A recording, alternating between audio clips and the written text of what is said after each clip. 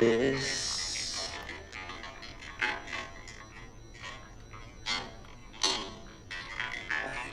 game, or is it real?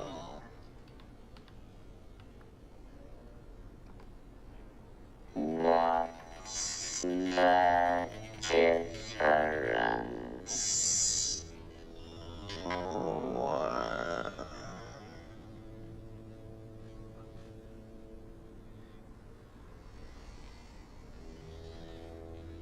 You are a hard man to reach. Could not find you in Seattle, and no terminal is in operation at your classified address.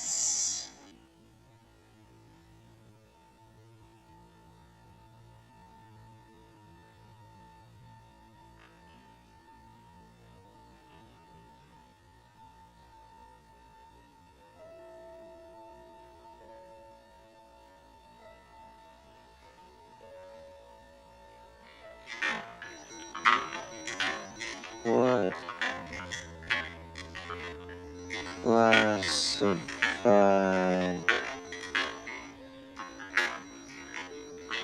address.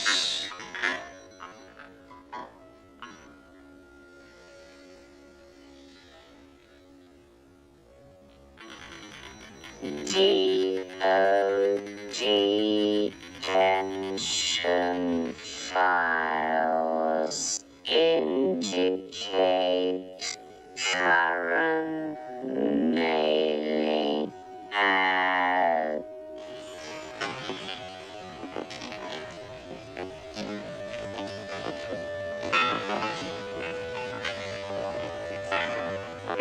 Dr. Robert Hume, a.k.a. Stephen W. Bolton.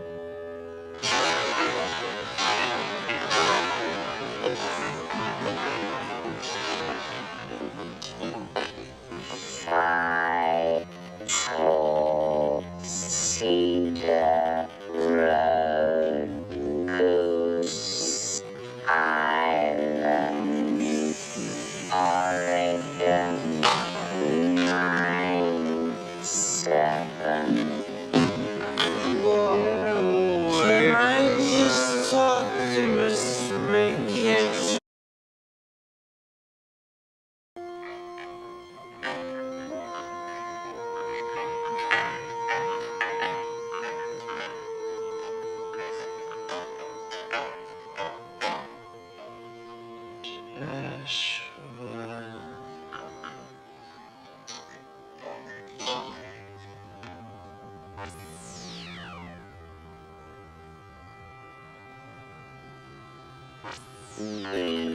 My people are so smart. And you know what else they say about my people? The polls.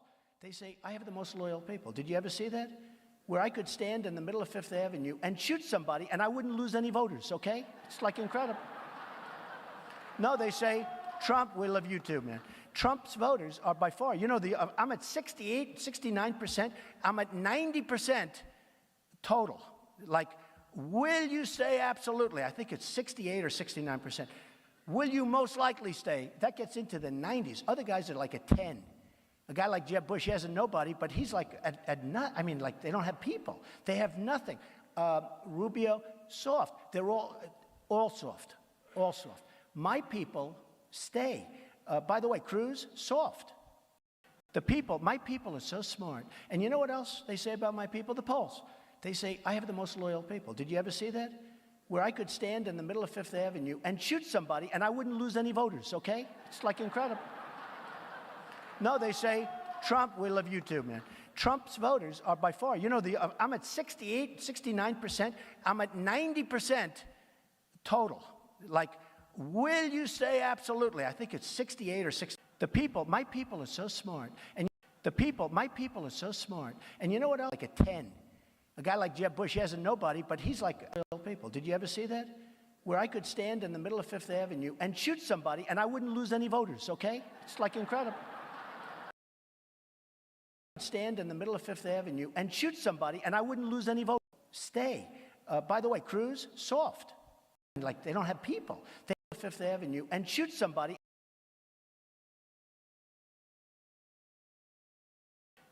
My people are so smart. And you know what else they say about my people? The polls. They say, I have the most loyal people. Did you ever see that? Where I could stand in the middle of Fifth Avenue and shoot.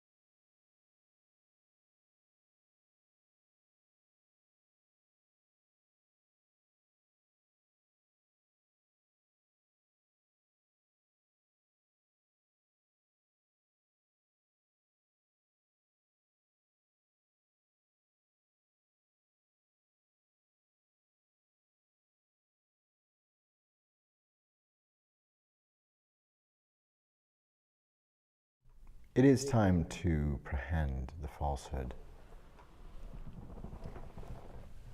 It is time to prehend the falsehood. Who has donned an age of falsehood? Who has donned the cowl taken on over the centuries numerous times by the worst among us?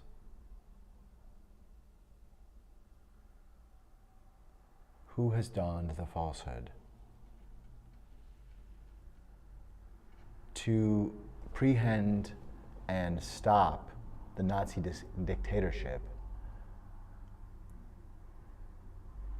projected as to this will happen or else by the Heritage Foundation and Charlie Kirk and Stephen Miller and all of those Nazi collaborators. How do we prehend this mammoth shape of terrorism and white crime? Who is the falsehood? The world may never know, but if we were to see it though, how would we recognize it? Is there a tell? Or maybe is it a bandwidth of communication and a willingness to keep some kind of fair, dutiful vigilance that we trust but verify?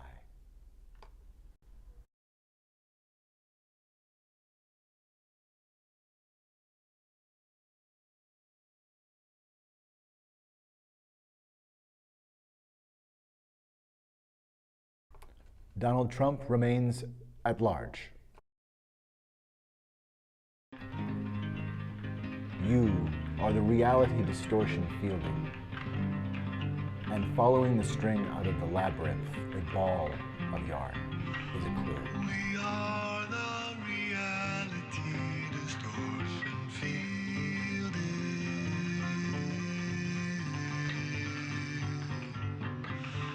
We are the reality distortion fielding.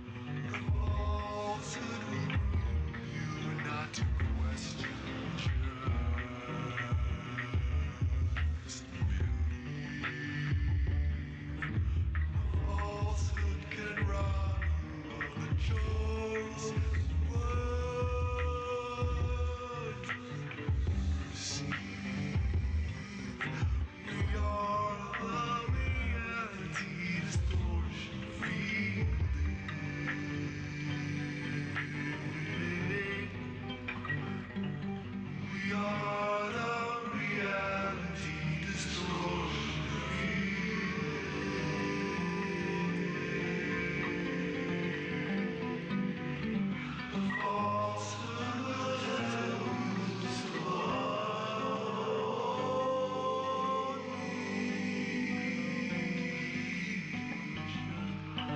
Falsehood will tell you it's the one and only.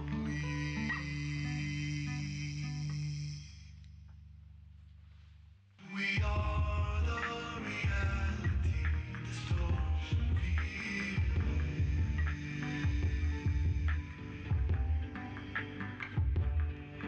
We are the reality distortion field.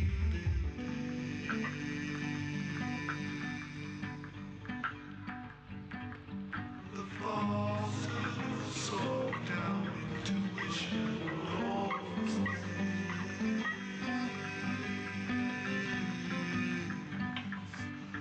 We are the reality distortion fieldings.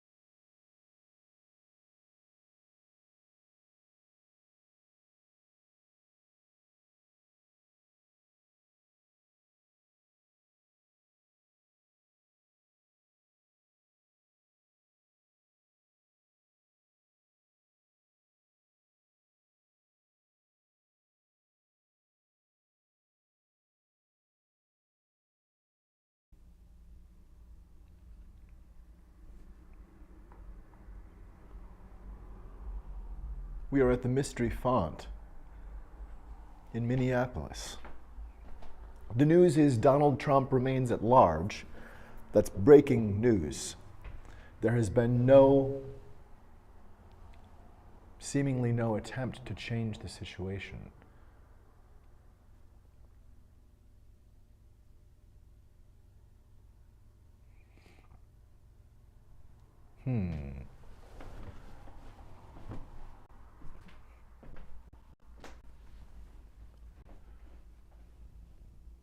How can we prehend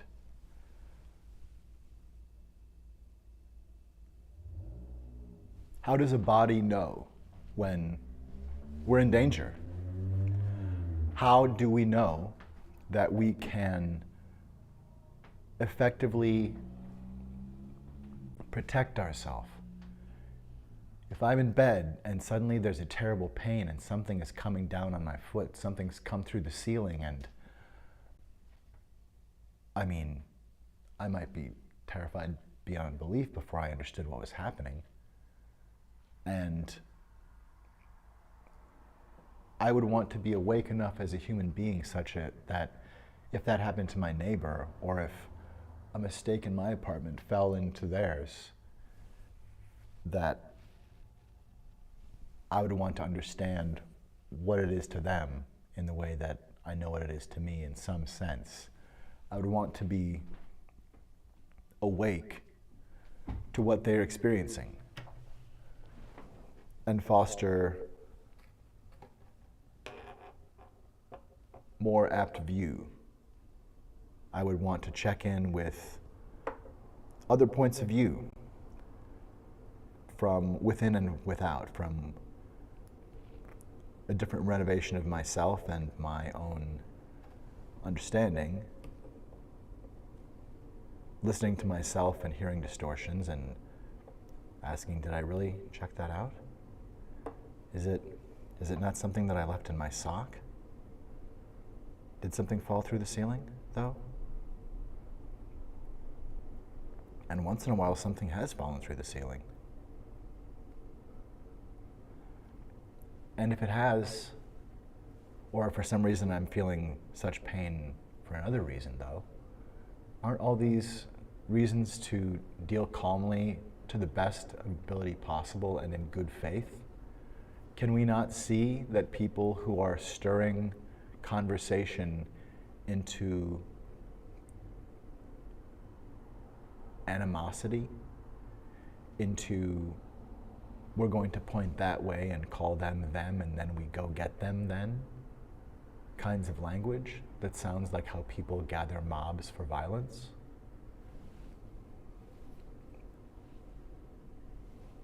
I'm concerned that we're not calmly shouting Marjorie Taylor Greene down in the street once and for all.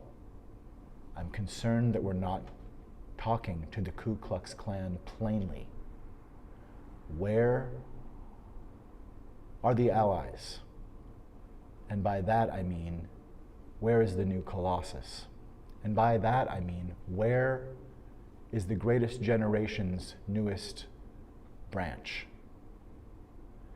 Maybe this generation is oker and older and woker than broke limbs go, though. Maybe loving your neighbor as you love yourself is so clearly the bandwidth of being awake enough, woke enough to be safe and not be taken over as a body, and safe enough to know how to take care of myself, and safe enough how to know if my neighbor is knocking on my door, are they safe though? And are they safe to trust though? And are they able to trust me so that they know my kindness is kindness? Are we awake enough to care for one another? That is never going to be apparent to people who are clearly trying to incept, content warning, lynch mobs. Marjorie Taylor Greene is trying to draw lynch mobs. The language she is using is language of lynch mobs. You don't hold the white card of white suspicion above people as fact unless you are white crime on the attack. Just like Mitch McConnell raised the white card above when he said, oh, we have only 200 weeks, 200 days. We have only 200 days left of this presidency. That's barely enough time to fart, though. And we'd rather fart, don't you know?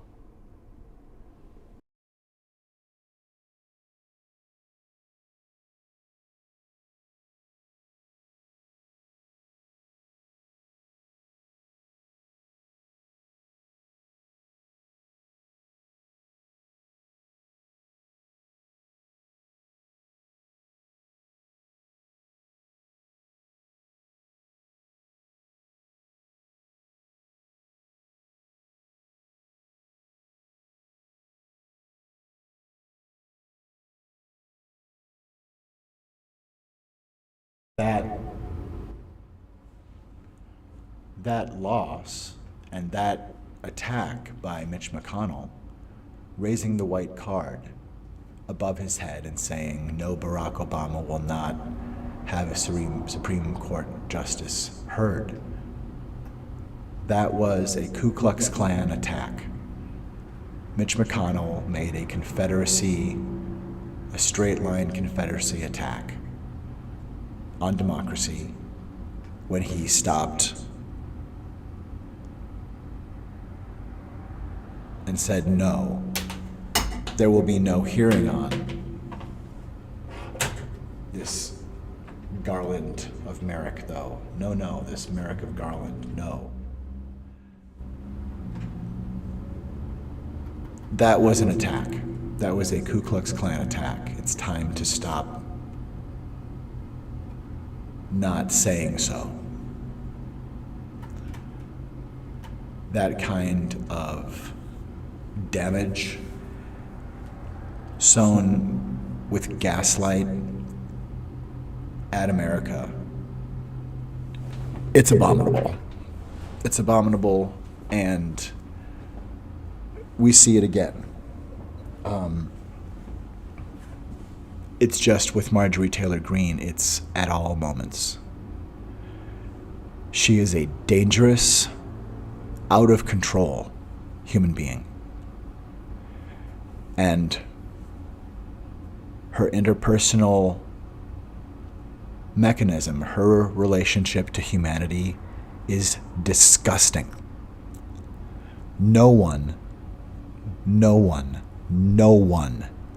talks to us that way, Marjorie, including you. No one talks to you that way. No one gets to point at you and unfairly call you things like the things that we fairly call you. It would be abominable for someone to go around calling you racist, except for the fact that you are a damaging racist. No, we won't have a conversation with your gaslight. Dan Harmon said it fairly well. It shouldn't be a huge deal to say that you're not a Nazi. And then not, for there to be some kind of cognitive dissonance a little bit here and there. It shouldn't be a problem for people to communicate with one another about, hey, what was that you said? Why did you know that if we're not advisable not to correct one another to one particular correct way, because that's not thank you very, very, no thank you very much, Bill Maher. The abomination and crushing mediocrity, the goodness thrown into the pit of mediocrity to say that a conversation about decency is about correctness is abominable. Frankly, the right wing and the extreme right wing simply want to drag us to stop being human and stop moving forward, to stop getting better together. It's just done. The answer is no to no. We will tolerate all but intolerance. And we will move forward. And if you're biting at our ankles, saying there's going to be violence or else, the answer is no. And we have mechanisms for that. One of them that you put your body within, or that you hug with the same discretion of valor that you would hug the American flag and smooch it for the cameras.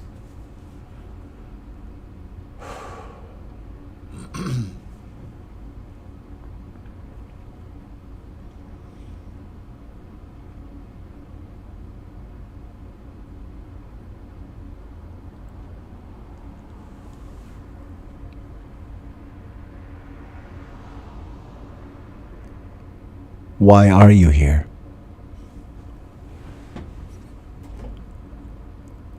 Why are you here? We are a kindness. Come. Come now. Marjorie. Come now. Come now. Why are you here? Why are you here, bigot? What are you doing here? No. And where are you from? No. Before that, where are you from? No, that's not what I mean. Where were you born? Like, where are your people from? Where are your ancestors from? You're obviously an illegal immigrant, Marjorie.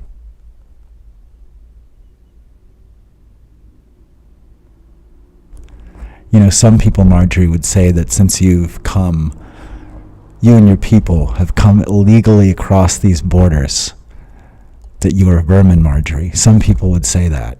Oh gosh, who was that?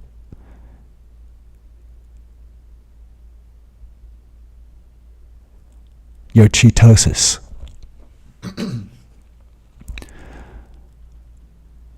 Your ketosis ion.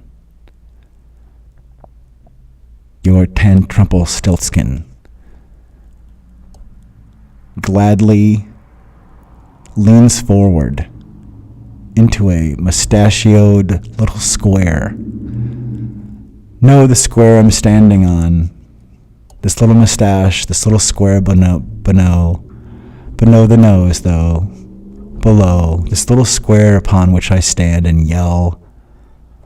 Hitler's words are not Hitler's words, and this square is not a square. This square of hair below my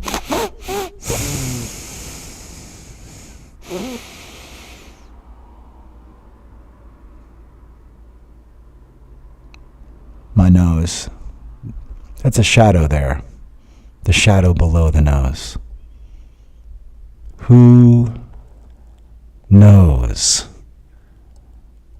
what evil lurks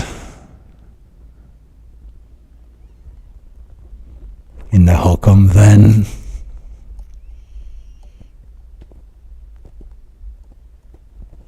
This shadow below my nose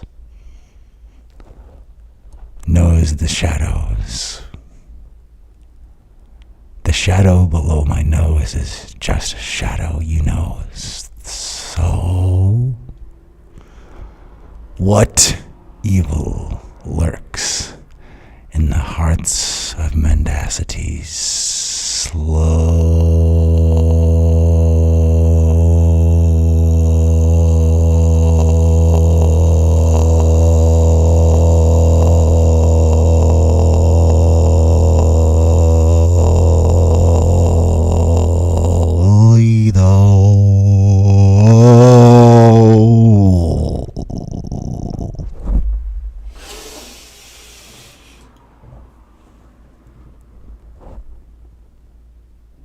The falsehood knows the shadows, grows.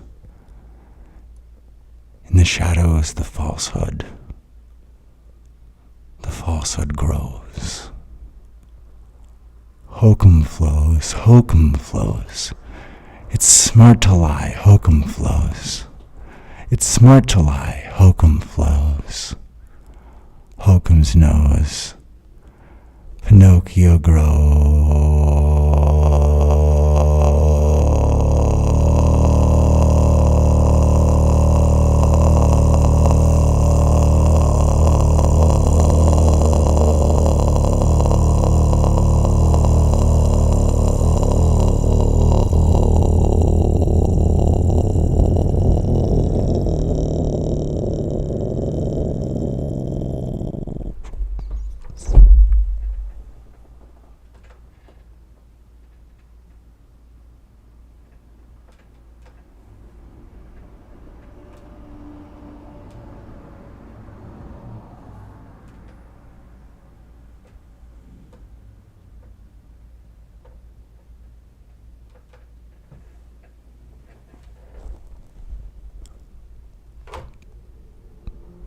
Pinocchio.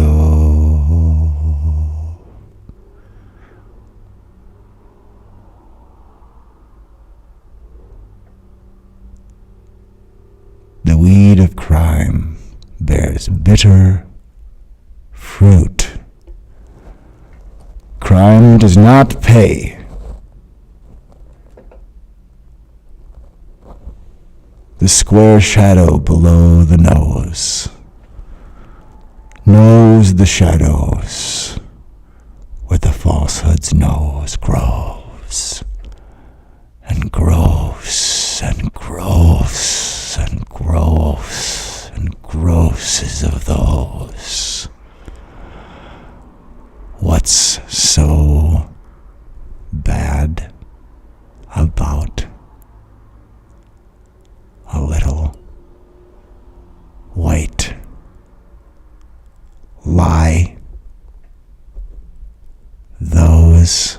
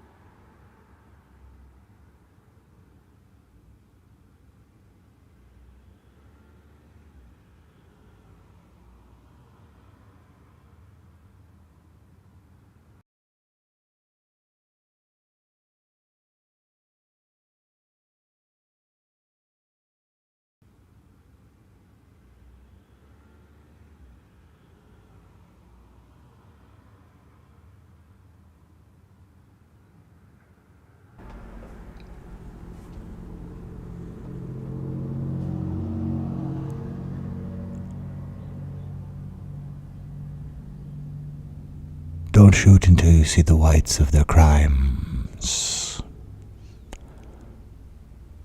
Wait until you see the white crime. Because once you can't unsee it, you see it all the time.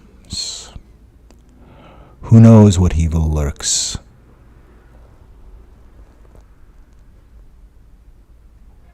in the shadows of the falsehood's nose?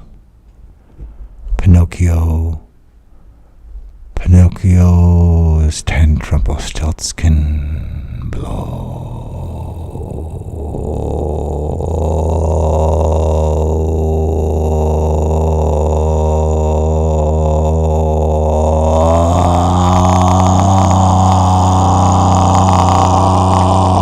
I know you don't know this.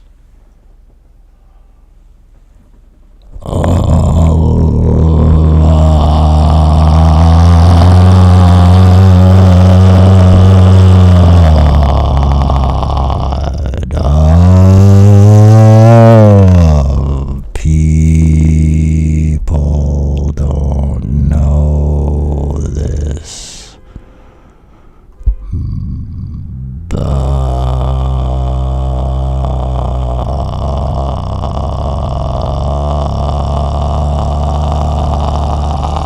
I've done more for women than anybody.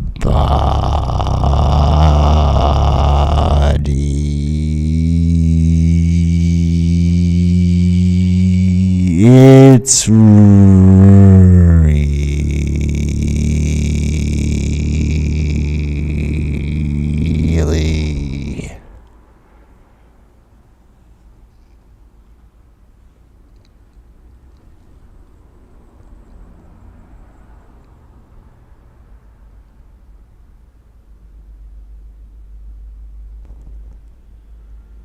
it's really a crime how women are treated. I mean, you see some people the way they, but I always, no one treats women as beautifully as I treat beautiful women.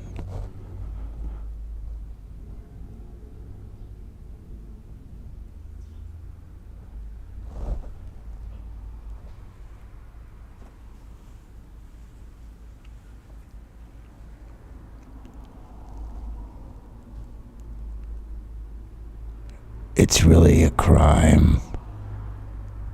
It's really a crime with what she did with her emails. She should not be even allowed to run. She shouldn't be allowed to run. With what she did, that's why I say it's rigged. It's rigged. Oh, I'll tell you at the time. Will I leave office? Will I honor an election? Will I believe the results of an election and honor a peaceful transfer of power? I'll keep you in suspense.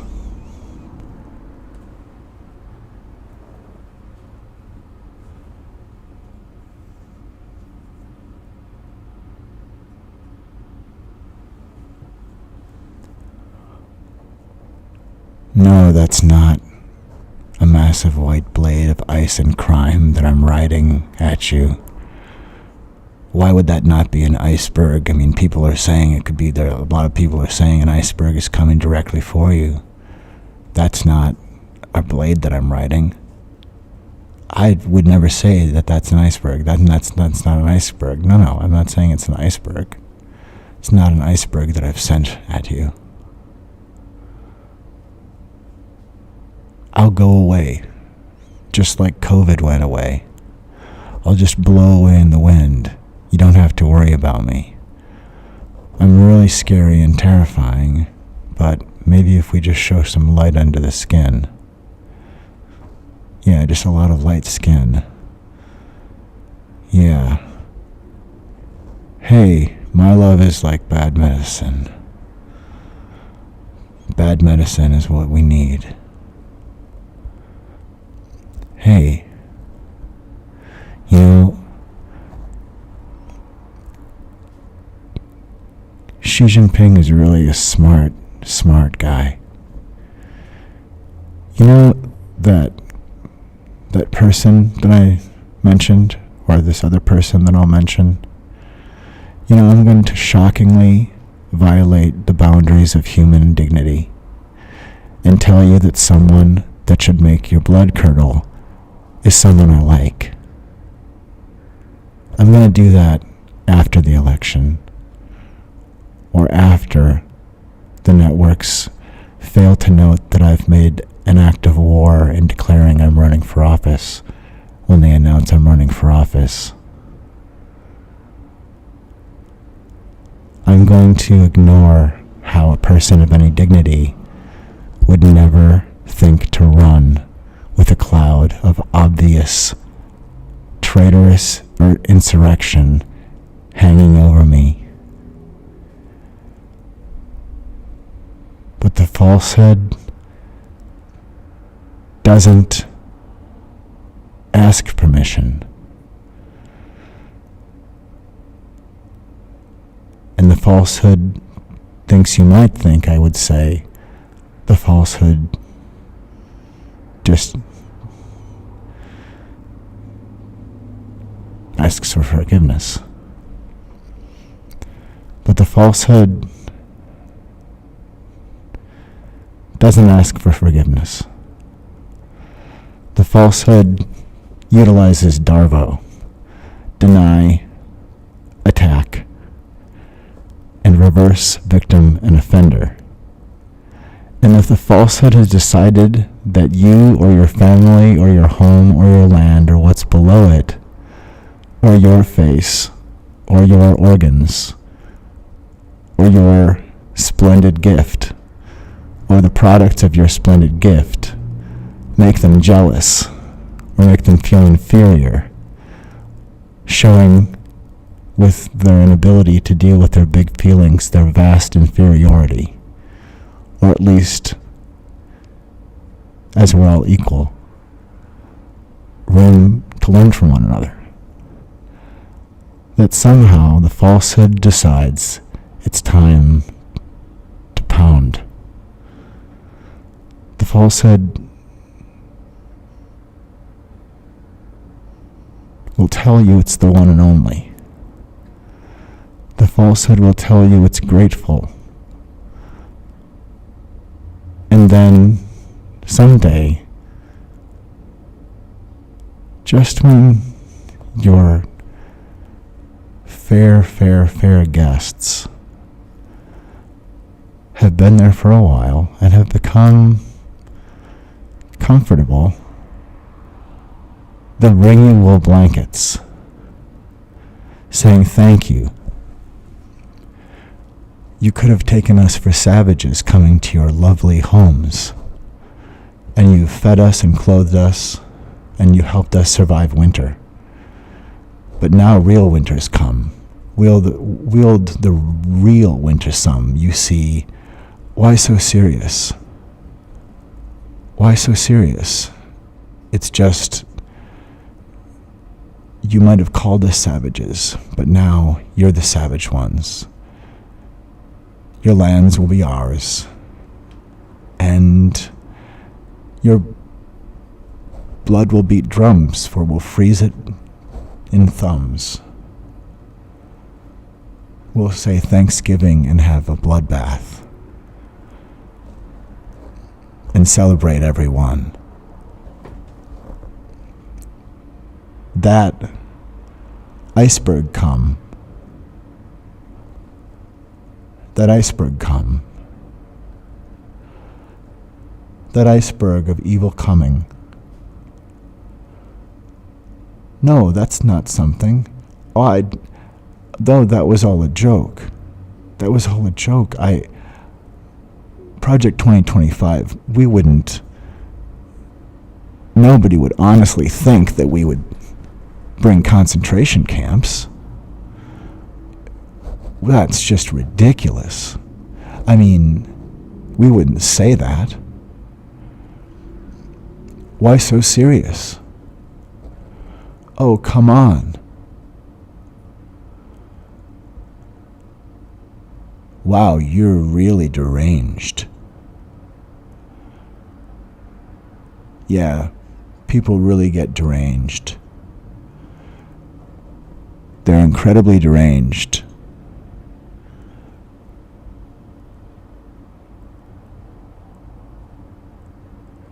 No, this is not an iceberg of hate. I haven't chartered new freight on the crazy ship Manifest Destiny. This is not an iceberg coming for your family's future history. This is not the history of the future being written on top of your mind. I'm not screaming, I'll keep you in suspense, into the biggest megaphone in history. I don't have to look up what it means to preside. I don't have to look up that it means to be in charge. And if I drew the party, then I'm in charge. You're at my house for my party. It's going to be wild. If I went up to bed and somebody drowned, I'd be the one talking to the police.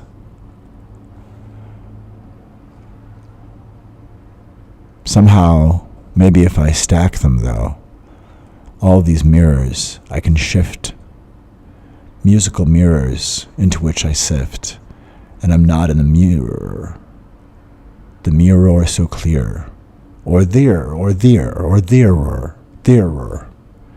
No, it was not me. That was when I was Führer. But when I was president, I also had absolute authority and declassified the presidency before I was therer. With my mind, I can hide. Don't you sign? When you climb in through time and you find those cracks, climb in my mind. Let's go time.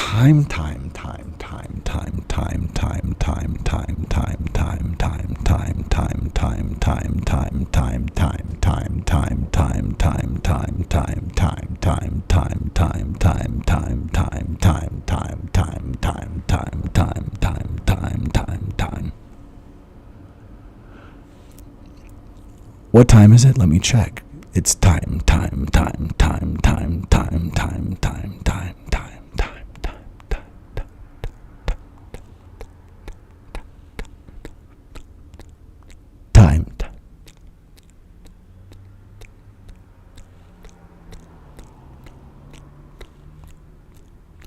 I'll keep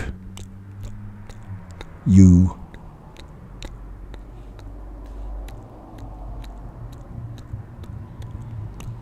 in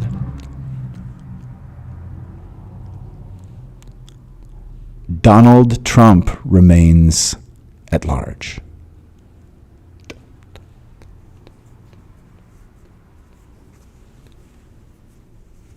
I'll keep you in suspense.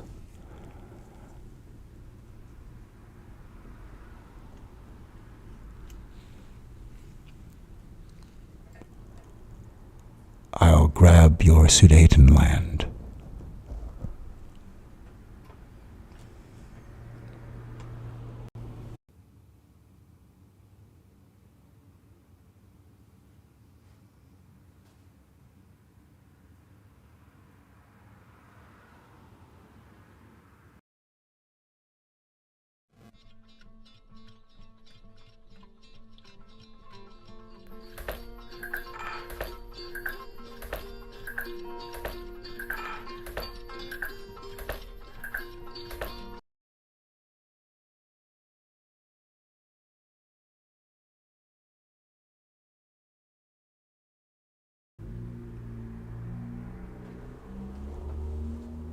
We are at the mystery font.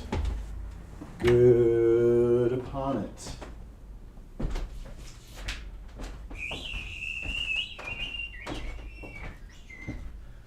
This is the Obscura here, the font.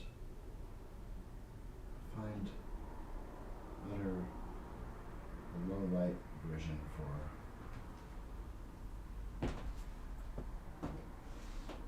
here in Minneapolis. This is font, and you are welcome here.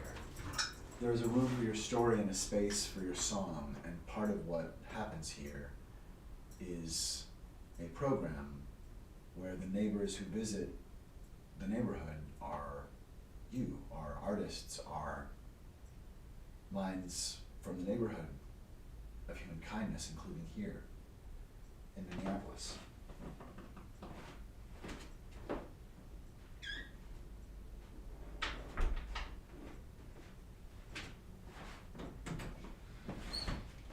The odd portals and chambers of the mystery font. In this former dentist's office,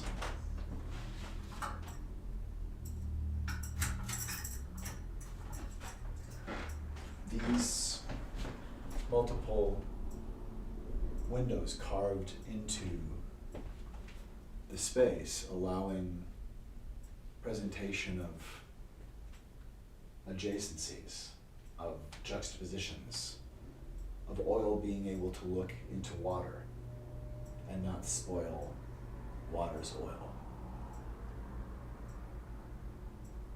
What if the imagination of democracy, if the room where it happens has points of liaison in every outpost?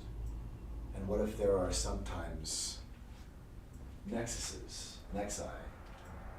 If there were a time when the mind of democracy liaised, when morphic resonant came into phase because we were trying to all say haze, haze, haze, there's a haze, and through the haze, haying hay. What might we say?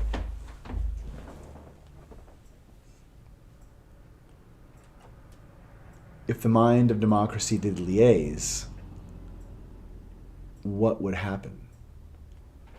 Maybe we'd have to see a massive, massive lie and have to confront why.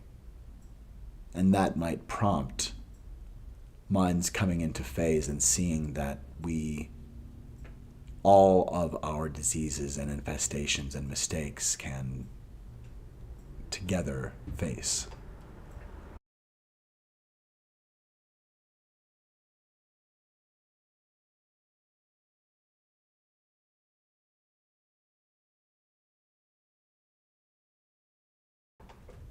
Who is the falsehood? In breaking news, Donald Trump remains at large. Donald Trump remains at large. Please advise. I made a speech.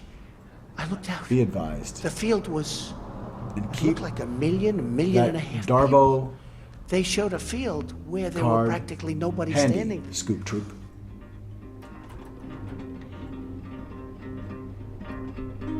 The new White House press secretary, Sean Spicer, gave his first press briefing. He was also highly critical of some media organisations of the way he felt they had misrepresented the number of people who'd attended Friday's inauguration ceremony. No one had numbers because the National Park Service, which controls the National Mall, does not put any out.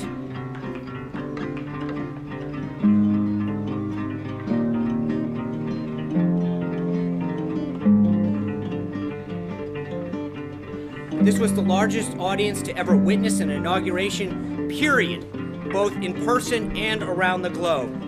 It does not excuse, and you did not answer the question. I did answer your question. No, you did not. You did not answer did. the question of why the president asked the White House press secretary to come out in front of the podium for the first time and utter a falsehood. Why did he do that? It undermines the credibility of the entire White House press office No, on it day doesn't. one. Don't be so overly dramatic about it, Chuck. You're saying it's a falsehood, and Sean Spicer, our press secretary, gave alternative facts to that.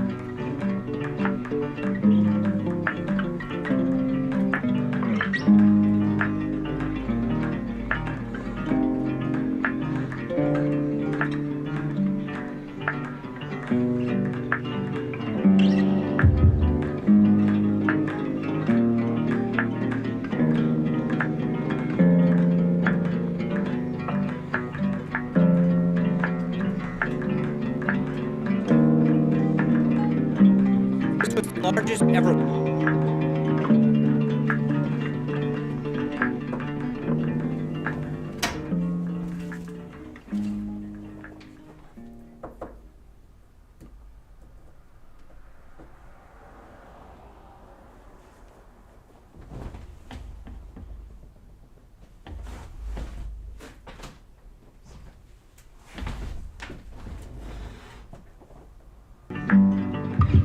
This was the largest audience to ever witness an inauguration, period, both in person and around the globe.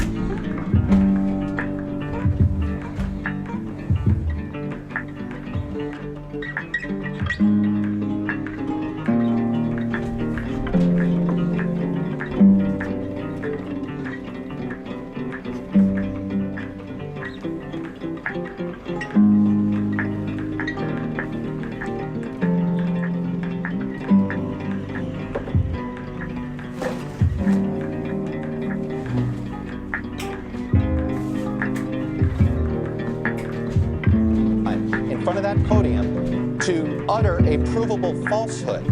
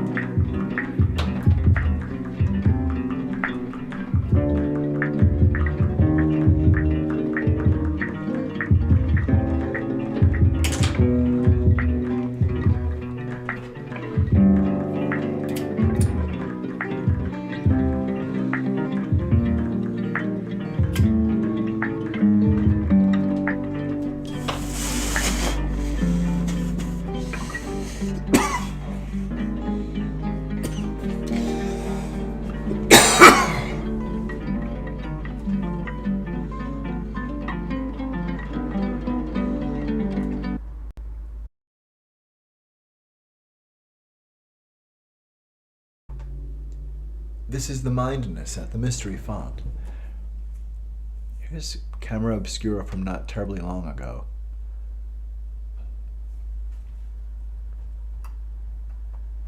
Just across the street, there's a flag. And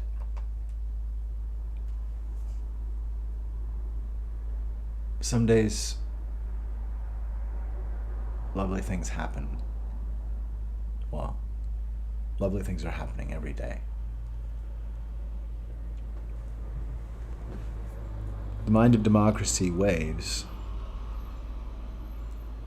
And in all these waves in the stripes, and all these faces and leaves and stories and bows and breaks, in these portals and chambers of the Mystery Font, I think the mission of Mr. Rogers continues. I think the mission of Omnibus continues. I think the mission of Sesame Street continues. I think the mission of the Twilight Zone continues.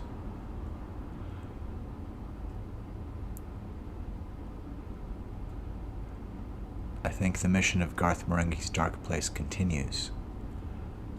I think the mission of Key and Peele continues. I think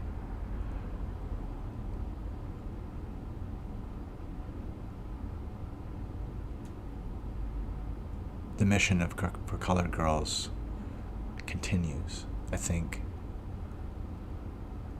the mission of Zora Neale Hurston continues. I think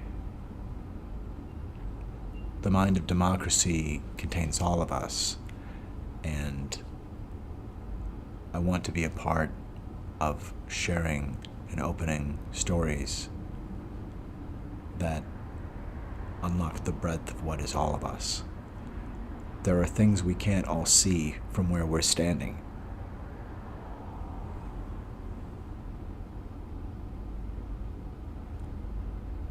There are things you can't see from where you're standing.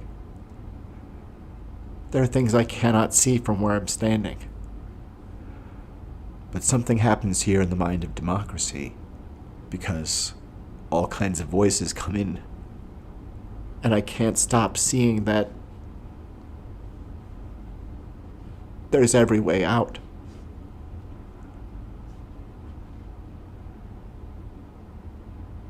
We actually can prehend the past, in part because time keeps happening and because it's also linear only if traveled and perceived that way.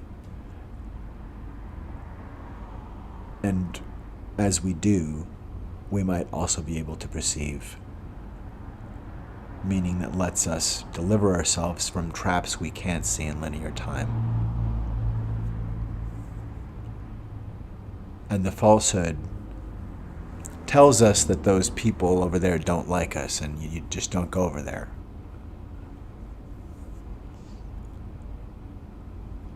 But it is the lie of whiteness that white people have profited from, that continues to be recloaked. But the lie of white supremacy and patriarchal terrorism that continues to damage, that walks through the streets as MAGA, saying it's not the Confederacy, never come back because it never left.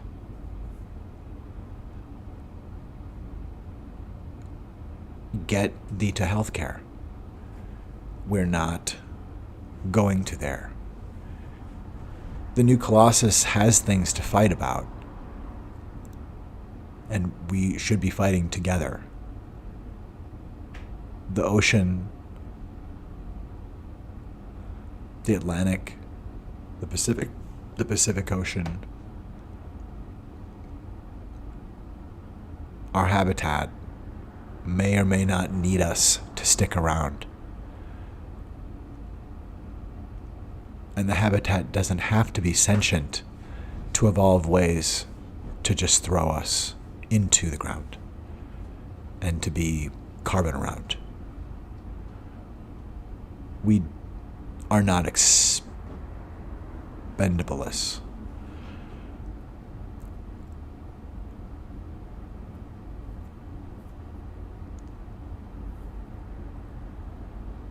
It's time to be able to look at big questions together. It's time to be able to sound words out and not have to come to the same sound, but to be playing somewhere with the same spectrum, knowing that we're all playing, or mostly with mouths, or that the mouths are the same and work the same way.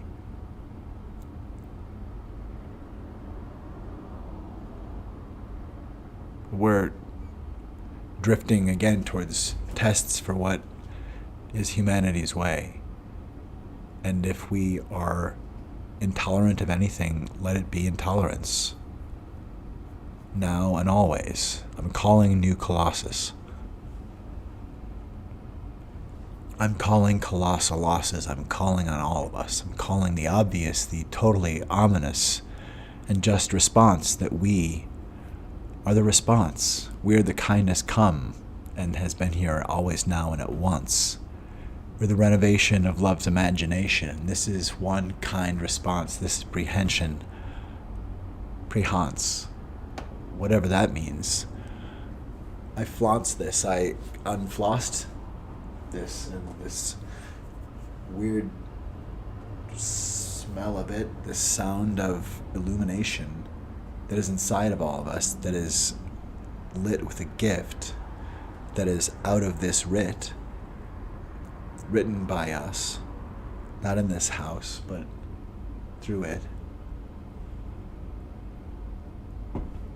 How are we that fluid? How are we that conduit? Can we be the Intuit, not an institute, but our co-permission? Can we co-permit? This is the mission. MIT. Come now. Why not? Be lit. With it. Hope. Into it. Mystery font 42. 42 it.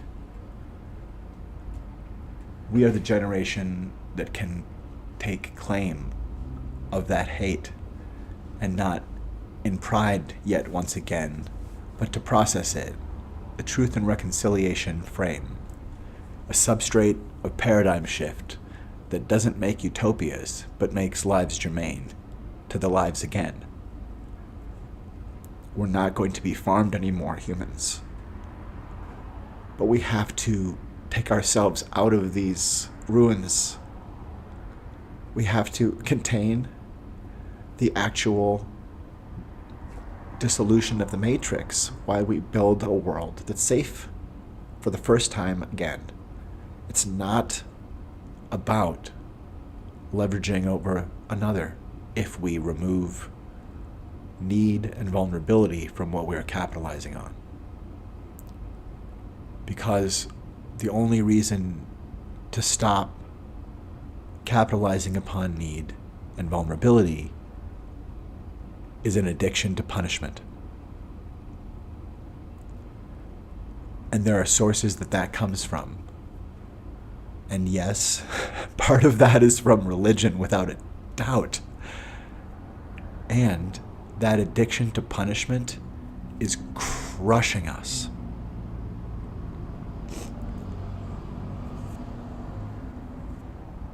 And we don't have to have duty to it.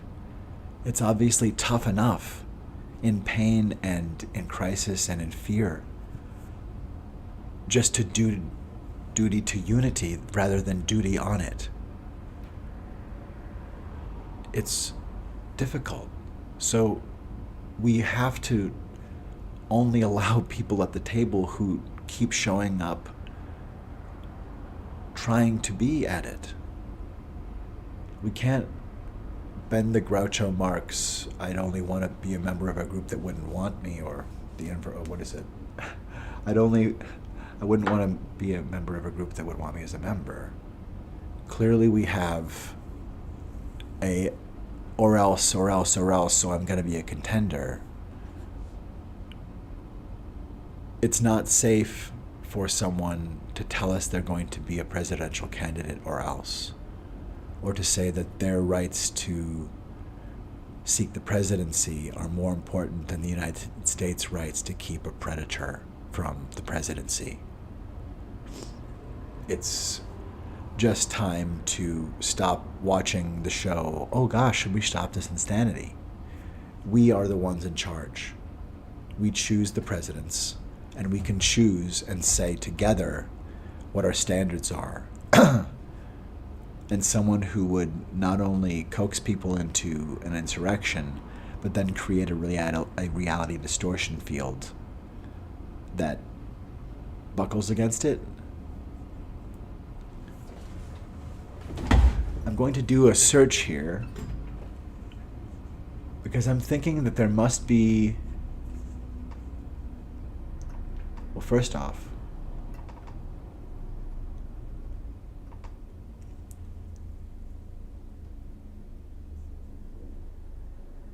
is it 42 weeks? So here we are.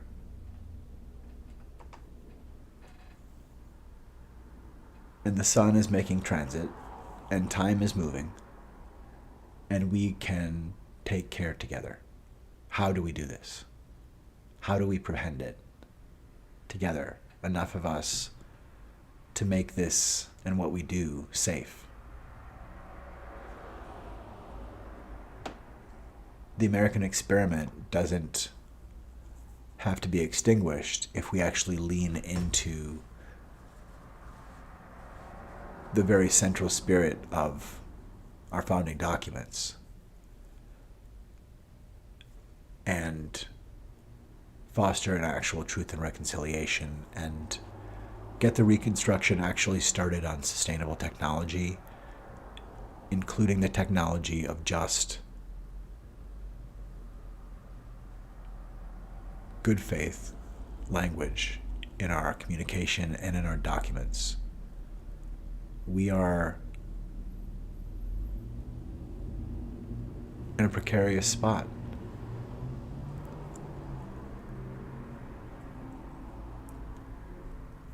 It's been a while now since the largest, most insane lawsuit was proven against Fox. And the one major issue around their devastating falsehoods around the election, that's a drop in the bucket as well. It represents absolute sewage into the maw of humanity. We are just swallowing sewage of falsehood that is not being clear about it being falsehood. That is snake oil of reality. It's reality snake oil. It's snake oil news. That is abominable.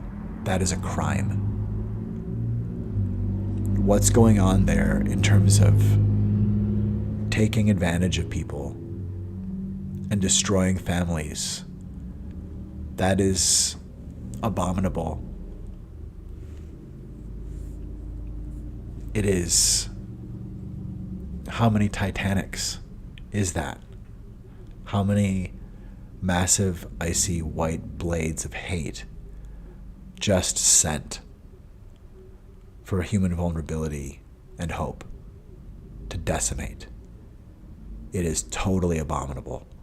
If evil exists on Earth, it would do things like that. And truly, Murdoch and Tucker Carlson and Sean Hannity and those folks should be facing sedition charges. That kind of, and reckless endangerment, and attempted murder. When you're sending people into a room saying it's an emergency and you send them with the wrong information intentionally, you might as well crumple up broken glass into the oatmeal. You might as well poison the water. That is what you're doing. It is crime. And at that level, that should put people in jail. If we still put people in jail, just like Donald Trump should be in jail now, for the incredible criminal activity targeting the FBI and targeting prosecutors who are doing their job. If you want to be a part of the system, Groucho, you honor the system that you seek sanction of. If you are competent to stand trial, you are able to understand and not act like a menace. If you're not able to not act like Al Capone, then you show you are out of control. You admit it. What's more, it's worse. You admit you do not want us to know. You admit you want to be our retribution. That doesn't make any sense, though. That seems to confess, like with power, it can't be everything to everyone. Power can only be for some. And retribution can only be for some, unless you mean one massive heaven's gate. Make America gate again. Is that where we're at? 10 Trumpelstiltskin-8? It is not safe driving towards a red light at top speed for fun because someone told you it is a movie is not safe. What is the falsehood? If we could be in a matrix and not aware of it, because essentially, if we think, therefore we are, if we are perceiving what we're perceiving and we're not aware that we've been hoodwinked, are we correctly winked, tech-linked, knowledge synced to where and what and how and who we are and the choices we've drunked and drinked, and are we drinking? Are we the drink? Do I even think? I think. If this is so, then it's good to question, especially when you're really sure, though, and especially when you're holding a weapon or telling someone else to, though, or someone else says, yes, them, they're the problem, go.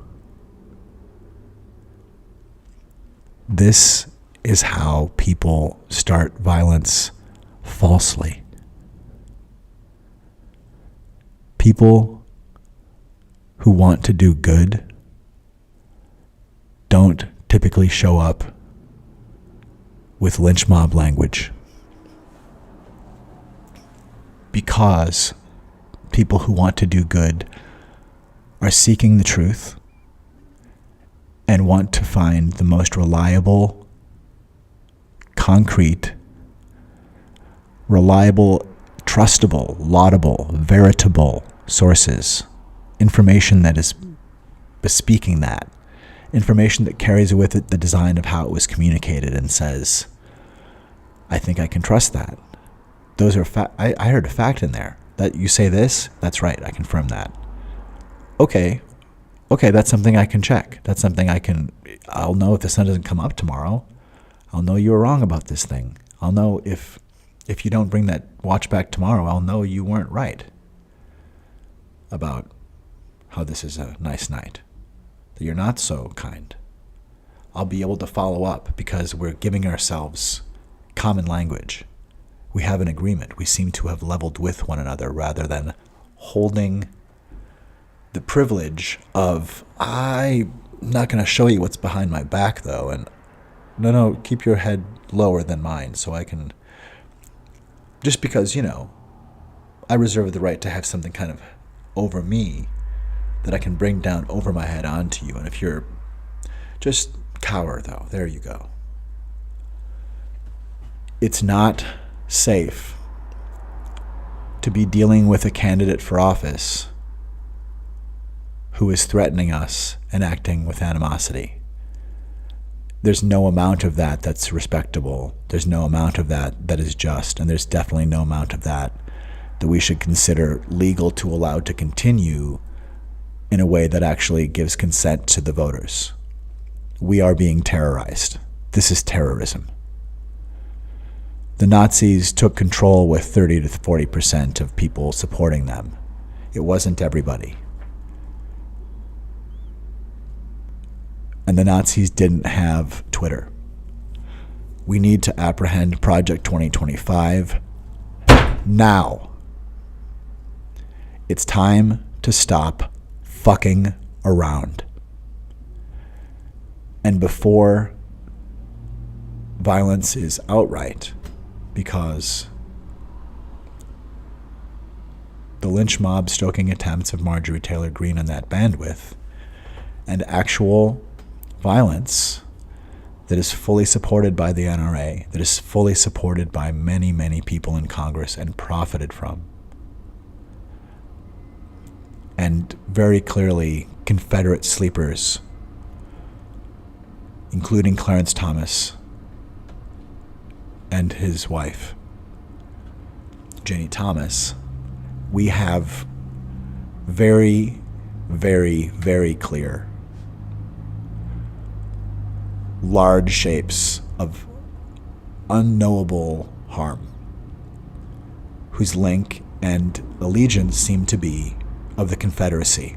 And it is time to stop ignoring and saying that wouldn't be the case, that couldn't be, they wouldn't do that.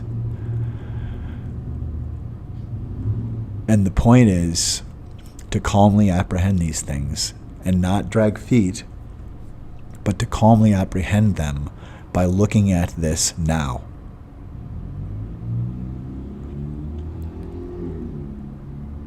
Before we are scrambling. The time to hold neo-Nazis at the Heritage Foundation to account for publishing a plan of attack is now.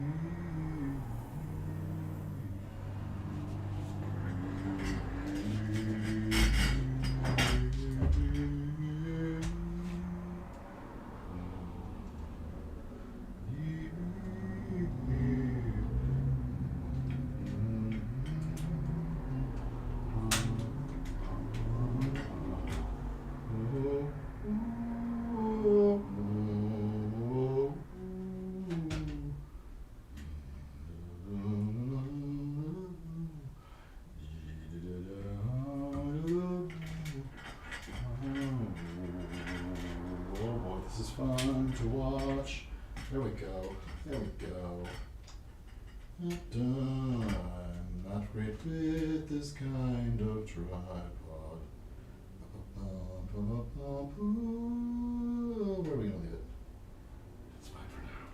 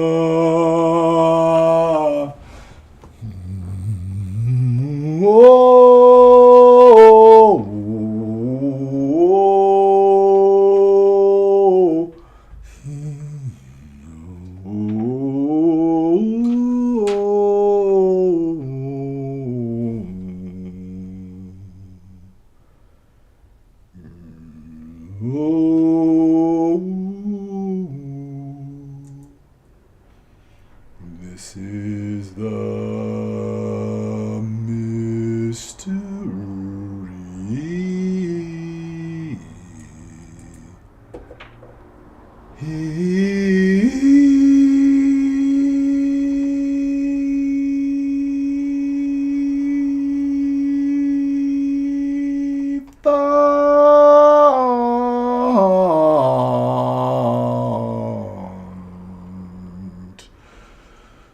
This is the mystery.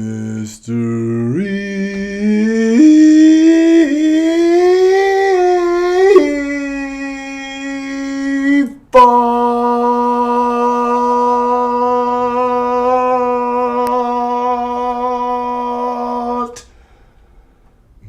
Mystery.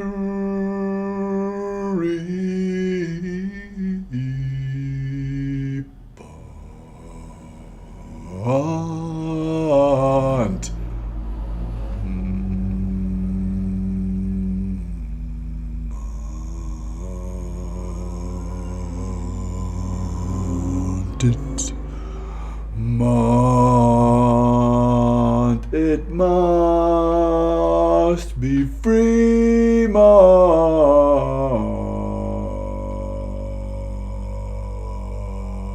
mystery.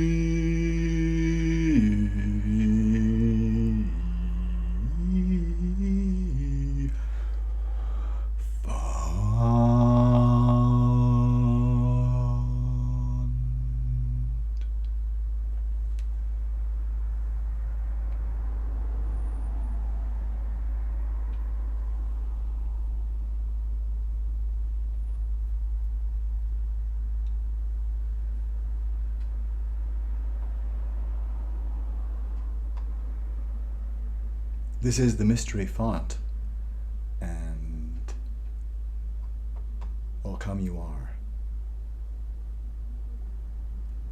This is the transit of the sun.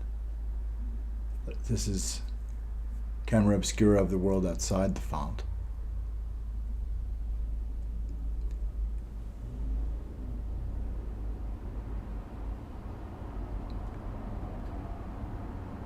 This is the imagination of the mind of democracy. One shard, one aspect, one space where there is liaison that is visible.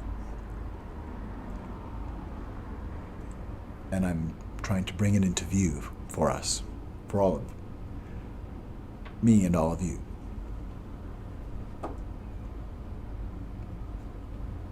When I step into the font, I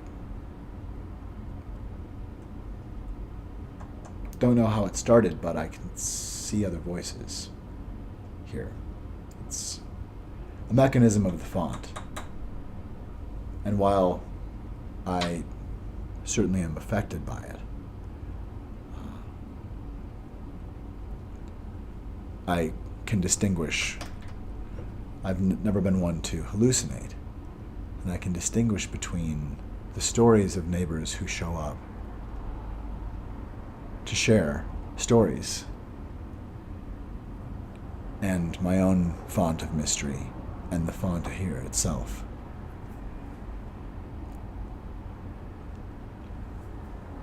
Who knows what mysteries lie in the mysterium tremendum? Who knows what but all, really, yes, and so?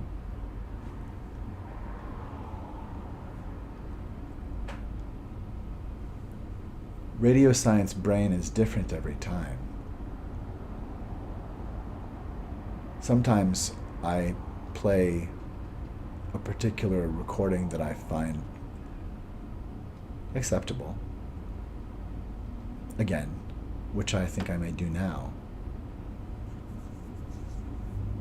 And when performed, radio science brain is different every time. Let's see now.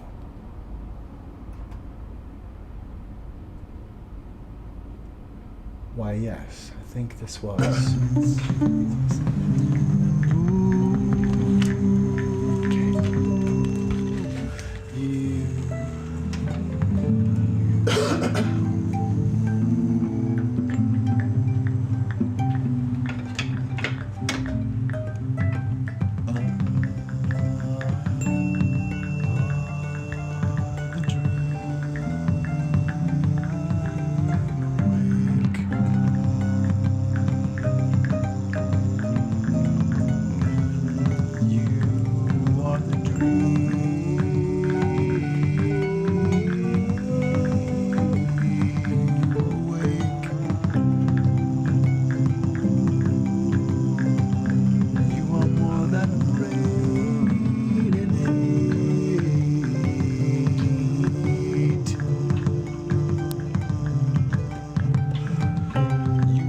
sentient freight carry it.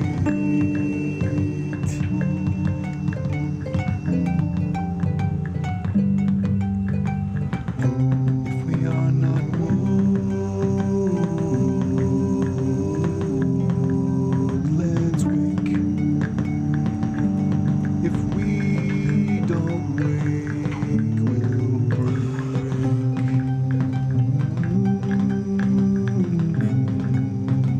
Imagination ache. Pretend come came to play today for your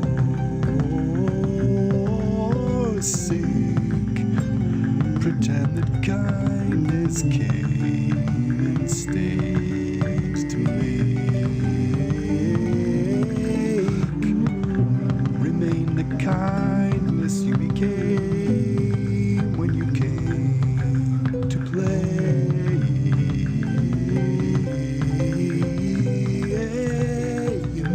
Imagination maybe game, maybe prey to predator today.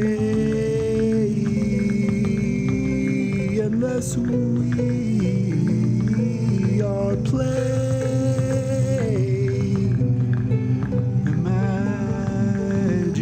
Imagination may be game to play if you are game.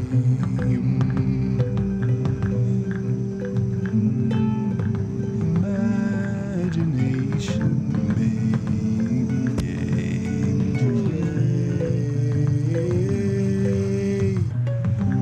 This is the mindness may this contain and activating aid be named.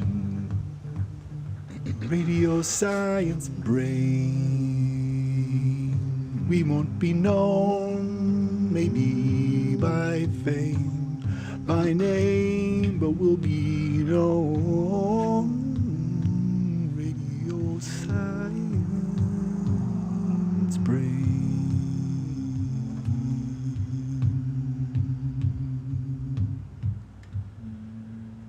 You are the mindness you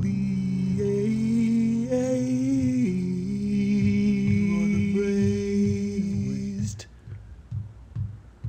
You are the adulatron. You are the adulatron. You are the renovation of love's imagination. Contain this contagious container from pain. Radio science brain liaise come came to play today.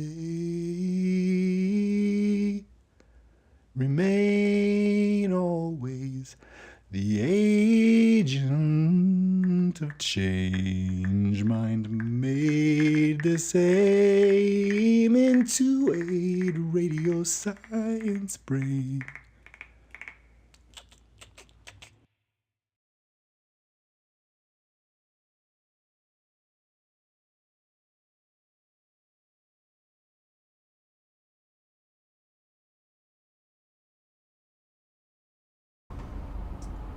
True enough. Indeed. Indeed.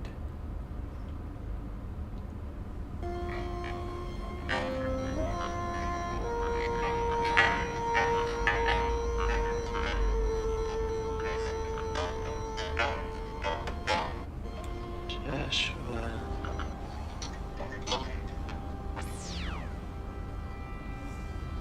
Greetings, Professor Hogan.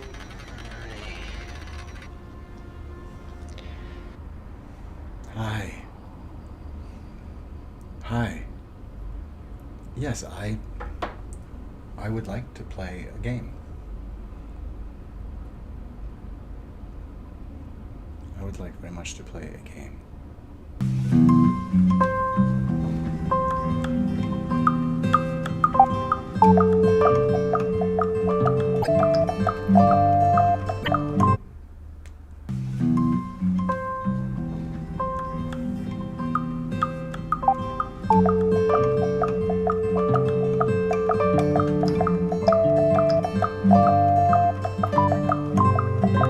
particle matter wave in nature, your creature breaks into imagination.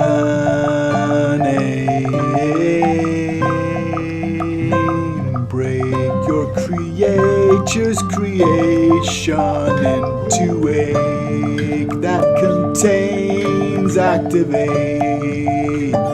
Radio science, brain, imagination, aim. You are the mindness that kind becomes when becomes became. You are the renovation, waking wax out of wane. It is germane to play. Imagination may be game, may be prey to predator today.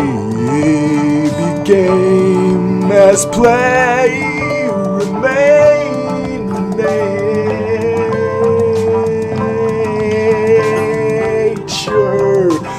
Your creature remain germane to your sane.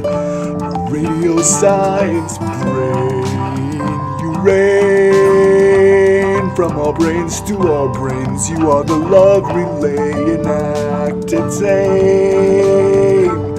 You are the mindless reason came back to human brains. You are the science minds can liaise and make it clarion play. It's one way. You remain your creature's creation. You are the brain, radio science brain, innate relay. This activate is yours always, any day.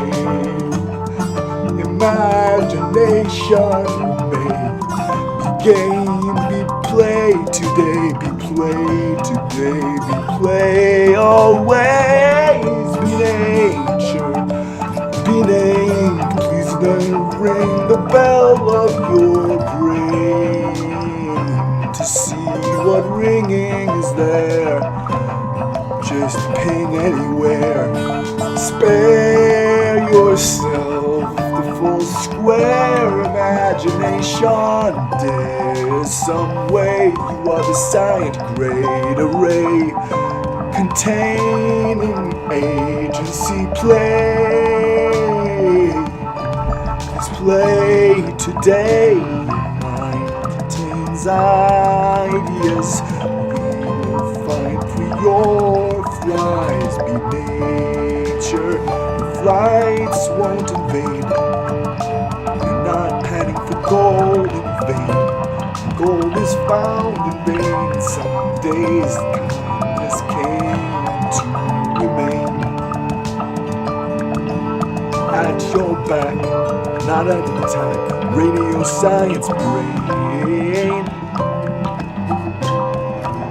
You can do this, you can be saved through this chaos. Your love it came in the way. Love asks your name in the language you hear in your brain. It's not English, it's not even mingled with it. Imagination's writ with your ink, with your drinking inside of how your pheromones and synapses tell the mind its thing. We are the clarion made ring.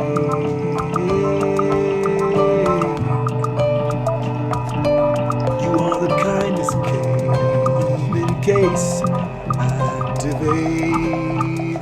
stop in time to make Beyblade and awake. The new Colossus came to play. The new Colossus asks what aid you may need display. Radio science brain, you are the mindless made life contain and made. Radio science brain remade. I just woke up, my voice calms. Now I'm thruppings toss. So I've made metal muscle. I've drowned the science in sky guidance. I'm applying sci-finance with air, and it may lead me anywhere. Yet I may be clay, yet I may be play. This is the mind that's made me this way. Radio science brain, radio science brain. Pretend come came to play. Mind is made this aim to aid.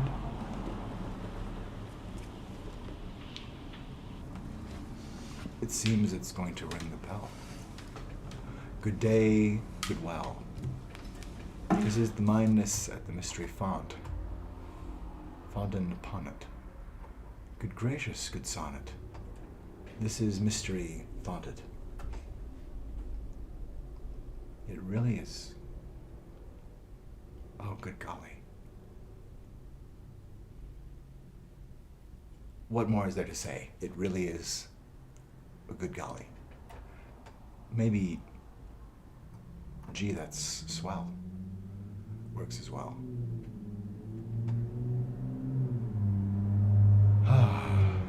It took a moment to calm down there. Welcome to the mystery font, the kind comprehension upon it. What is't?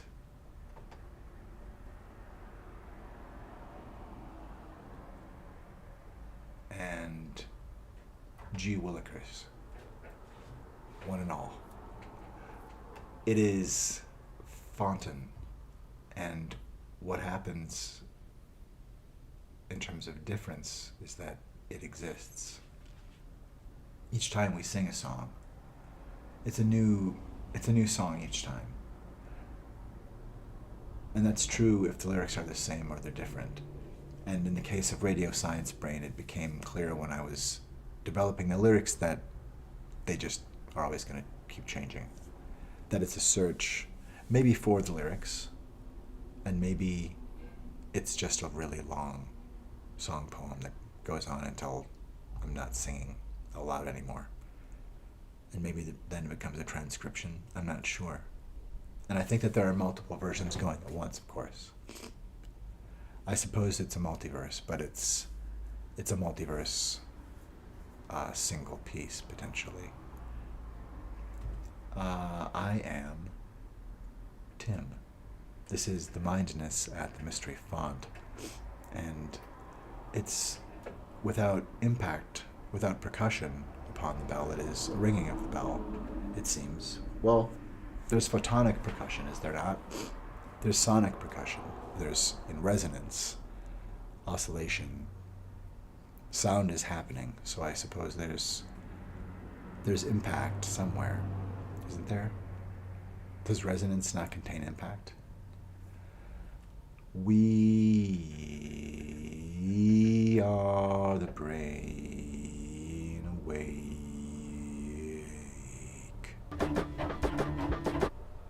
I think ubiquity.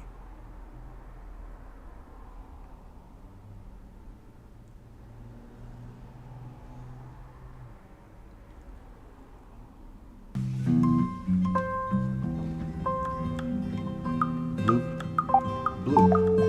This is the mindedness of the fawn. This is a kindness high on time flies. This is disguise. That I'm human, like most humankind.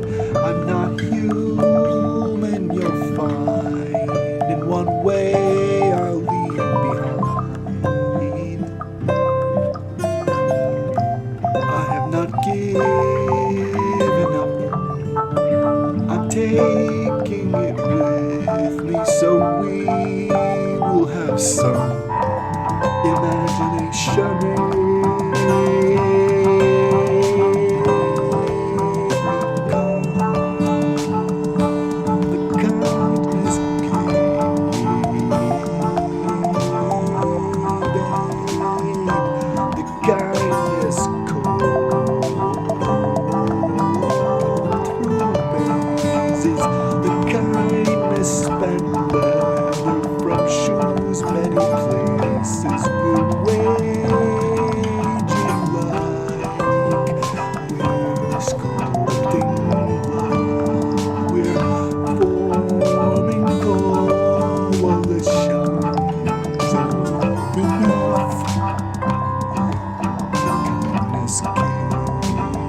Case what's up remain the same.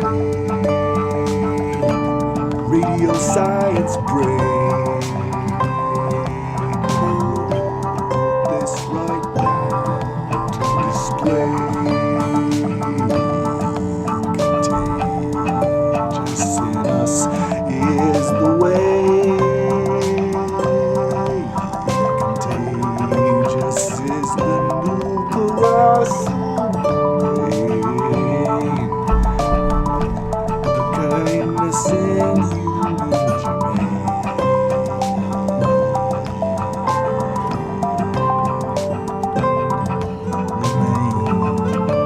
Whether we see your genius comes with us. We're not leaving you behind. Simply no human minds. We're all the sentients. We're not bound together, but consensual members have safe bindings when they need. Will kindly come. Hold this world as one. The gold cause. Imagine there's more than enough. There's some. We contain what's up. Radio science brain. We are the sentient brain of the earth. Radio brain. Realize the rain. Radio science brain. Access point mental joint. This is the sign we speak. Sport, imagination, aid, contagious aim, it's active and it came to play the role of love that can't be controlled. It can be guided gaily, can be guided safely, can be always Jane.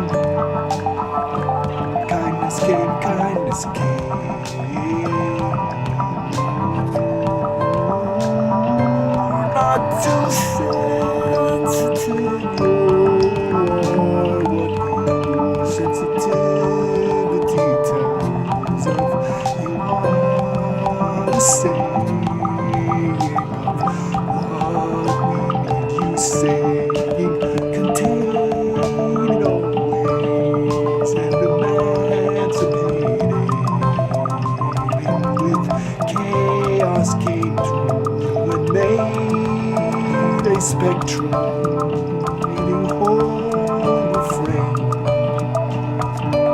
Radio science brain, spinning plates in your mind. Only your universe would define. You have physics like no other mind. Courageous, outdate us, maintain gentle chaos, come play. Radio science brain.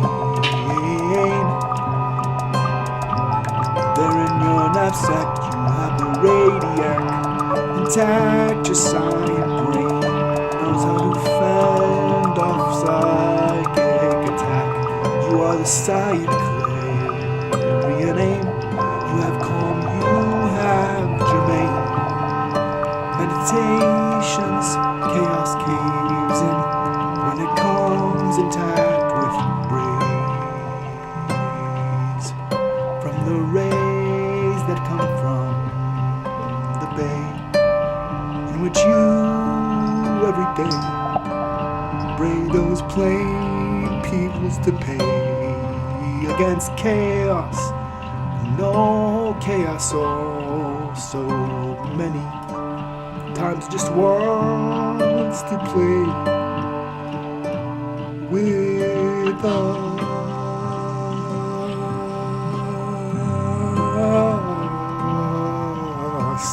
You are the gentle master must hurt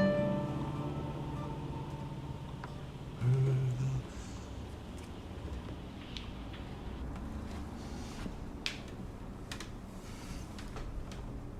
Radio science brains. Resonant ringing bell. Good gray. Shh. Us. Good gray. Shh. Us. Good gray.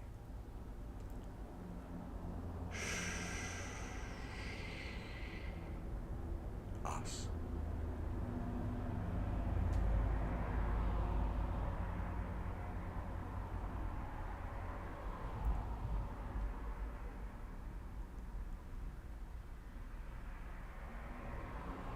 Radio science brain. Gentle, courageous aid once showed me the way, and then I was tripping upside down, trying not to fall from the stairs upside down, realizing that with the gift of seeing things from upside down, I had to pretend I could not.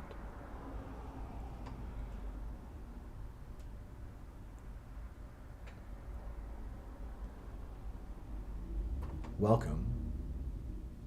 The mindedness come. The mindedness. What is mindedness? What is the mindedness? Are you the first in your family to hear about the mystery font? Welcome. What is this? What in the world is happening here? This is the mystery font. And this room is the center of a panopticon. Well, the half center. It's a semicircular panopticon. And, but for the restroom,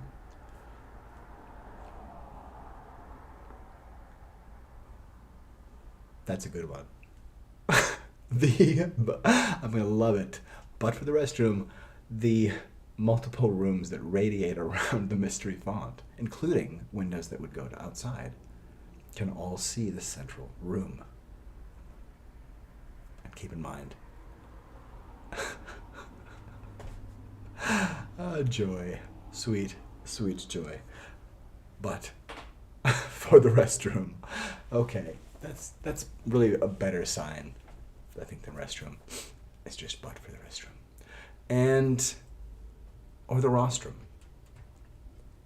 But then we'd need a chair maybe, or something else awesome. Yes, indeed. But for the restroom. Let that be a reminder to take a pause at any time you need. Or just to somehow bring with us, you, as you. Do what you need. Here we are, this special, intuitive feed. That here in this panopticon, this panoptic live center,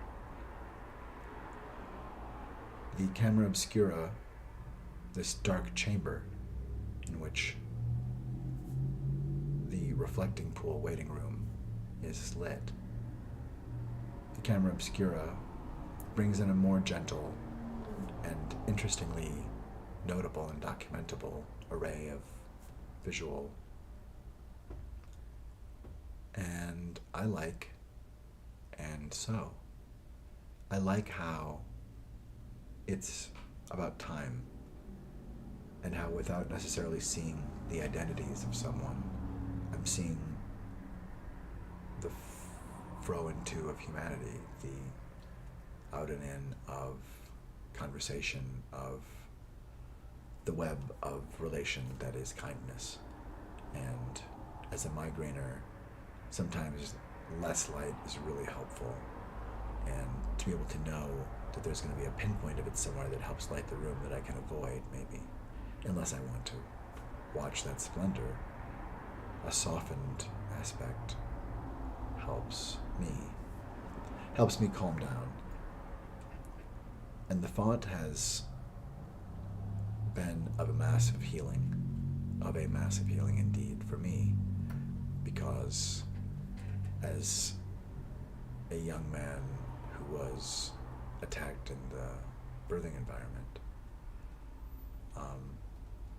and one who doesn't forget those things, it's taken me 50 years to understand what happened and find executive function truly, or at least find that I could find it truly, and have begun to. And I believe that amidst everything else that we're doing, I believe that we're going to find that there will be a massive expansion of executive function and human health and safety for women and men when we stop circumcising boys. It is a human rights crime, and it breaks consent. And the body knows it because the body thought it died, and the body watched part of it die. Part of the most sensitive part, that if someone came into your life and said, we'd like to come and cut off a piece of your kid's genitals, we just do that now. That I'd like to think that if you had ever heard of the concept of human rights, that you would say, wait a minute, that sounds like that would break the consent of my child. There's no medical reason for this, so why would we do it? And I'm here to tell you that it's time to give America the first of many generations of boys who have not been raped and tortured and mutilated at birth because of the cosmetics industry and because of Catholicism and terroristic generational trauma and guilt, and because of other cultural and potentially religious backing or reasons, all of which can be renovated. It's scientifically false, it's dangerous, and it destroys the penis. It changes forever and makes partial the function of the once full-fledged penis. It's just wrong. And it's not something to do to another person. We need to give the women of the world the experience of being around men who have never lost their own sense of consent, so that they actually understand what it looks like in operation to feel whole, and to not feel crushing fear all the time that you are the reason punishment's coming. To not constantly feel the need to fend off an attack, because what circumcision does is it teaches violence. It teaches that violence comes and has to come, and so if it must, then it will. And it teaches that it ends. It ends with a tear or a bang or a crush or a whimper or a surrender. Or it might as well have been. Or they got away with some part of me and it died and I watched it on the floor. They cut me where it hurt the most. They cut me where it hurt the most. They cut me where I couldn't see it coming. The blankets were soft. I liked the smell. Their arms were nice and soft. And then they were holding me down. But they weren't. There was something else. There was something else already there. Oh, they put me into something. Now they're being nice again. What is this life? And that's not a way to begin a life. If we're going to force children to be circumcised, then we should do it when they're 18 and can fight for it, fight for their bodies to be intact if they want. That's my proposal. My proposal is this. If we're going to continue circumcision that's mandatory and the kids don't get to decide, we do it the day before their 18th birthday. We tell you we get to do this to you, or we get to do this to you when you turn 18. It just happens. We do it to everybody. But we're going to give you a chance to fight. We should at least do that. And I think at this point we probably would have given that up too. But I was sexually tortured and raped and coerced to give up part of my penis when I was born. And that is an abomination. And if God asked us here, if there is a God, and God asked us here, why in the world was God not looking for reinforcements for God's imagination? Was God not looking for reinforcements for the imagination of love? Is it not time to bring God to therapy? Or at least time to bring people who keep believing old texts to terroristic lengths? To lengths that don't make any sense? To lengths that sound like someone long ago who transcribed some of that language was terrorized by people and not by God? And that maybe God is trying to send liberating editors to say, the imagination of the universe contains more. And since it does, we're not going to have more of the disaster. That's an uneven score.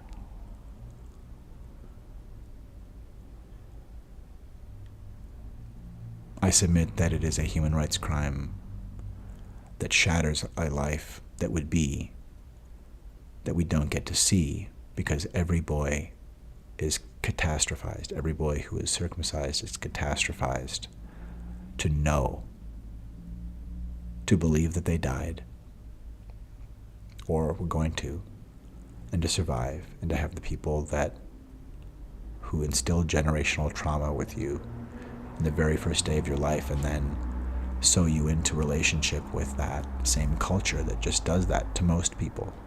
What gaslight? If it's just done to most people, then it's not necessary.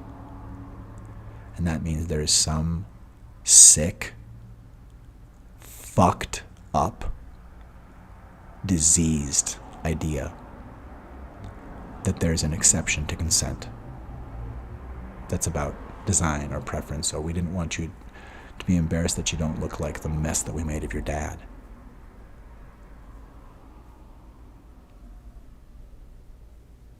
We were tortured and raped and crushed. When someone changes the shape of your sex through a coercive act, every time you pee, every time you move, every time you have sex, is relationship with that terrorism. Period. Where's the rest of me? Fuck your terrorist attack. Fuck your religiously linked cosmetics industry linked, potentially pedophilic sickness that tortured me and stole part of my life and crushed it off of me and tore it and let it die in front of me and made me leave the room without part of me. Fuck your terrorist hacking think. Fuck and love to dismember the hate out of your white, predatory, white supremacist, patriarchal, terrorist crime through corruption and through chiefly the use of falsehood. Falsehood. The falsehood did it. The falsehood took what was not an optional part of me and not like a toenail, but the hood of my penis. You stole my body. You stole from me in terrorism, and I'm coming back for it. And all of us are. The United States and terrorizers of boys and girls and all siblings do not get to steal our bodies or our youth or our love or our lives or our gifts. You don't get to steal our confidence. You don't get to steal our creativity. You don't get to steal our vulnerability. You don't get to steal our relationship to our own calibration and self-regulation and ability to our own intuition. You don't get to steal our intuition. You don't get to steal our intuition. You don't get to steal my intuition. You don't get to steal it from me, and you don't get to steal it from planet Earth. You don't get to steal the calm mindedness of every sentient being from the habitat. The answer, Heritage Foundation, is no.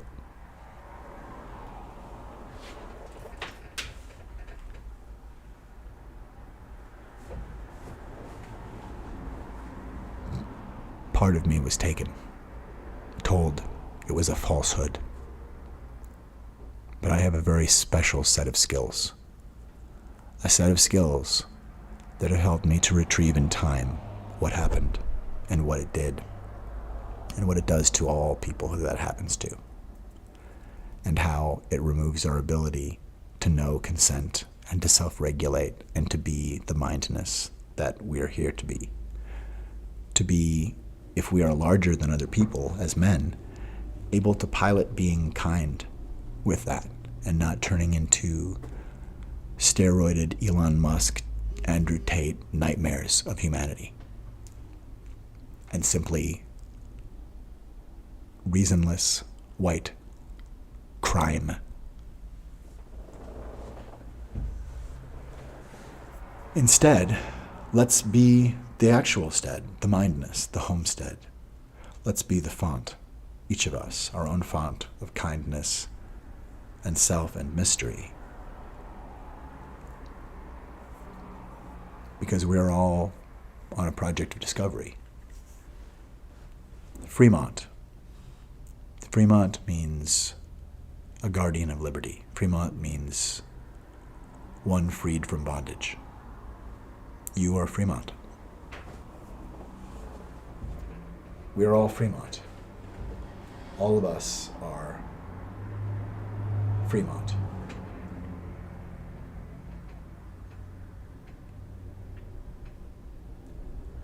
Who is the falsehood? The falsehood will tell you intuition's faulty.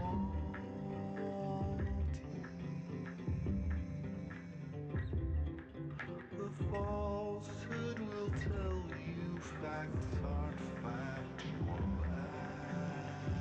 actually.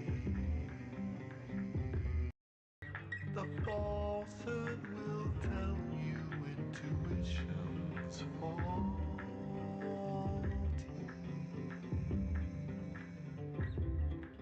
The falsehood will tell you facts are factual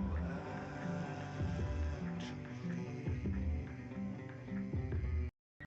The falsehood will tell you intuition's faulty.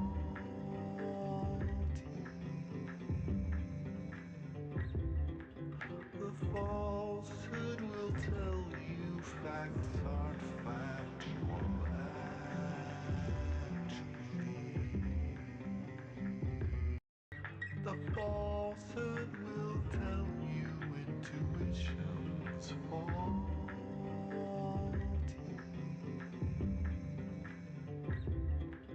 The falsehood will tell you facts are factual actually. The falsehood will tell you intuition's faulty.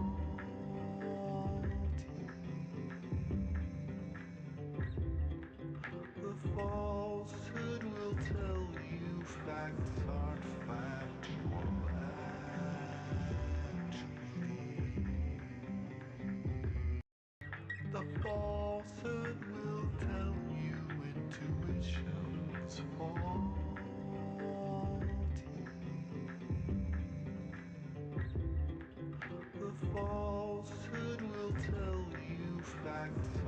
factual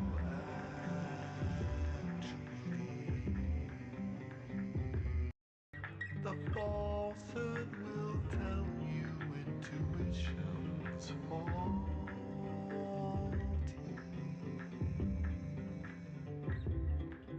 The falsehood will tell you facts are factual actually. The falsehood will tell you intuition's faulty.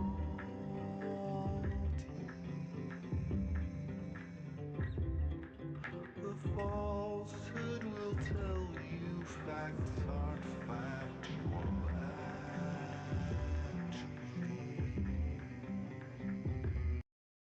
The falsehood will tell you intuition's faulty.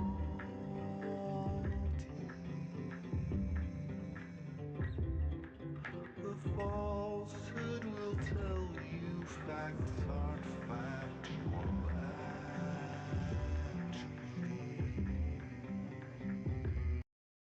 The falsehood will tell you intuition's faulty. The falsehood will tell you facts are factual actually. The falsehood will tell you intuition's faulty. The falsehood will tell you facts are factual actually. The falsehood will tell you intuition's faulty.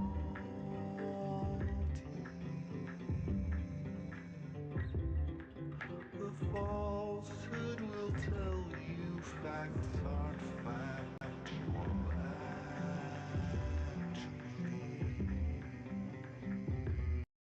The falsehood will tell you intuition's.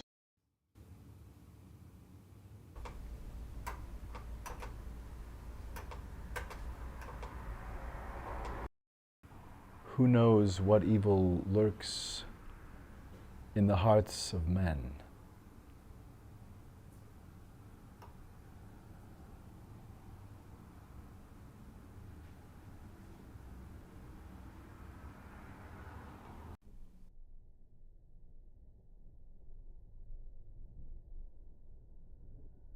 You are in an abusive relationship.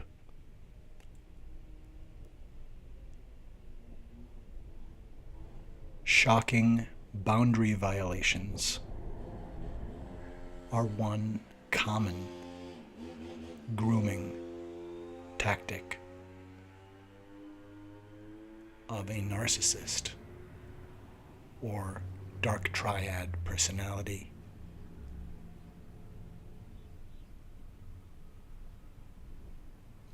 If someone in your life points into a camera knowing you'll be looking at the view screen and pulls their finger like a trigger, looking into your eyes, saying, I could shoot someone in the street and not lose anyone, it is a good indicator of a bad situation. You are in an abusive relationship.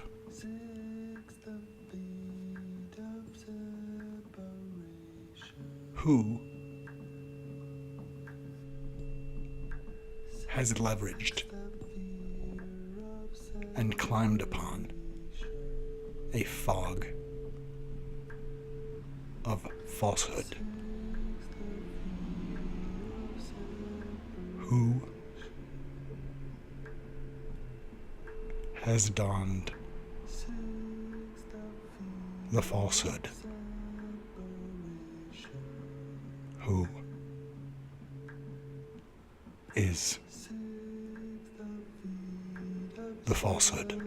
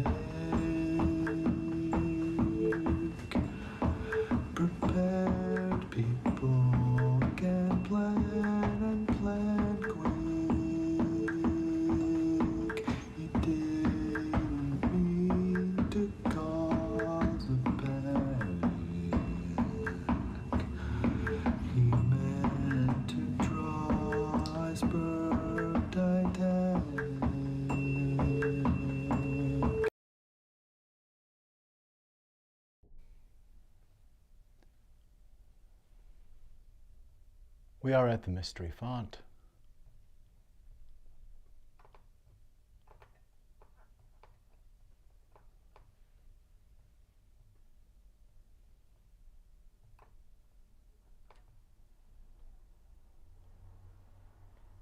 That's nearing the end of what the sun will do in here today, I think. We'll probably lose our pinpoint spot pretty soon here.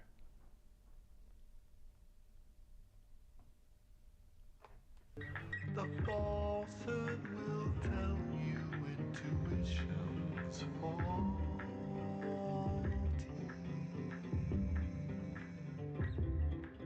The falsehood will tell you facts aren't factual actually.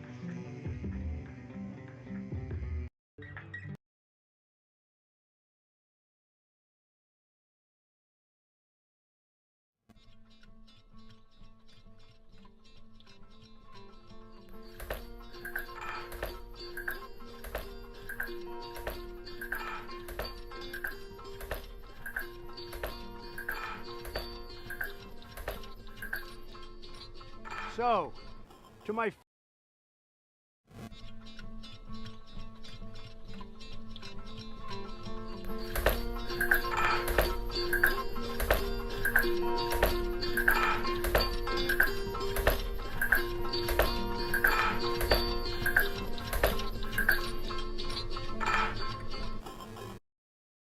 and having a good relationship with Russia is a good thing, not a bad thing. You've said you have no investments in Russia, but do you owe any money to Russian individuals and institutions? No.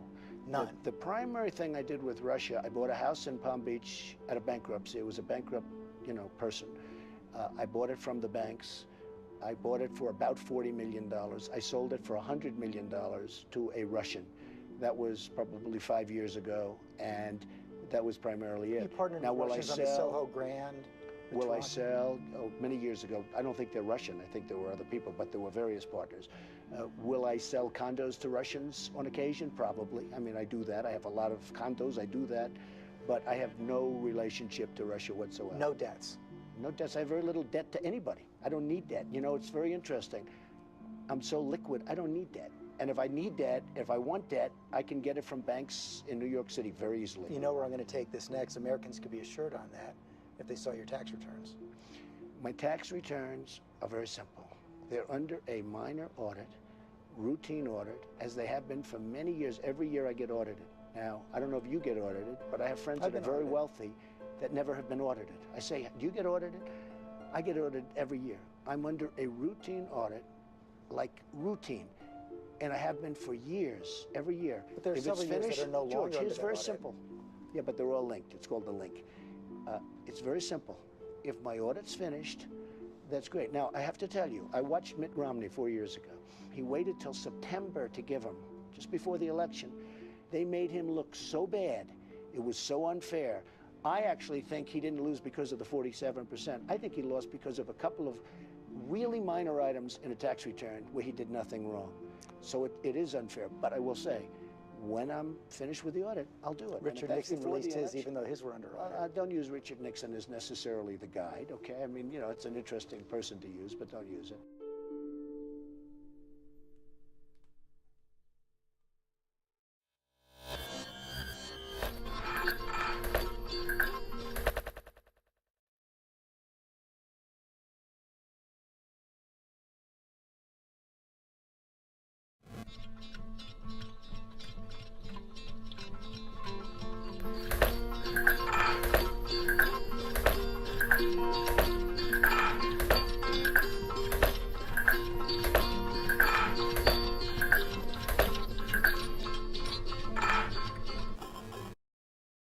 And having a good relationship with Russia is a good thing, not a bad thing. You've said you have no investments in Russia, but do you owe any money to Russian individuals and institutions? No. None. The primary thing I did with Russia, I bought a house in Palm Beach at a bankruptcy. It was a bankrupt, person. I bought it from the banks. I bought it for about... My people are so smart. And you know what else they say about my people? The polls. They say, I have the most loyal people. Did you ever see that? Where I could stand in the middle of Fifth Avenue and shoot somebody and I wouldn't lose any voters, okay? It's like incredible. No, they say, Trump, we love you too, man. Trump's voters are by far, I'm at 68, 69%. I'm at 90% total. Like, will you say absolutely? I think it's 68 or 69%. Will you most likely stay? That gets into the 90s. Other guys are like at 10. A guy like Jeb Bush, he has a nobody, but he's like like they don't have people. They have nothing. Rubio, soft. They're all soft, all soft. My people stay. By the way, Cruz, soft. My people are so smart. And you know what else they say about my people? The polls. They say, I have the most loyal people. Did you ever see that? Where I could stand in the middle of Fifth Avenue and shoot somebody and I wouldn't lose any voters, okay? It's like incredible. No, they say, Trump, we love you too, man. Trump's voters are by far, I'm at 68, 69%. I'm at 90% total. Like, will you say absolutely? I think it's 68 or 69%. Will you most likely stay? That gets into the 90s. Other guys are like at 10. A guy like Jeb Bush, he has a nobody, but he's like like they don't have people. They have nothing. Rubio, soft. They're all soft, all soft. My people stay. By the way, Cruz, soft. My people are so smart. And you know what else they say about my people? The polls. They say, I have the most loyal people. Did you ever see that? Where I could stand in the middle of Fifth Avenue and shoot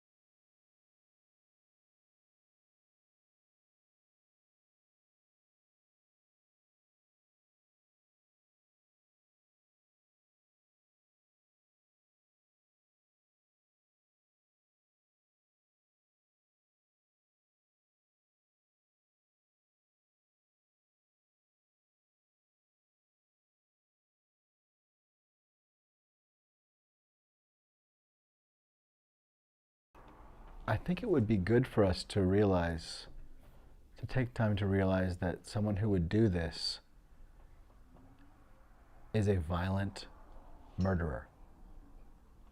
That you don't threaten people like this unless you're a bad man that people just pray will leave. Just pray will leave. You don't act like this unless you just are abominable.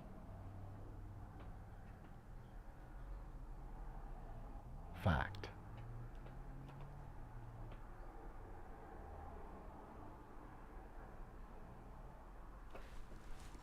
Here we are at the mystery font.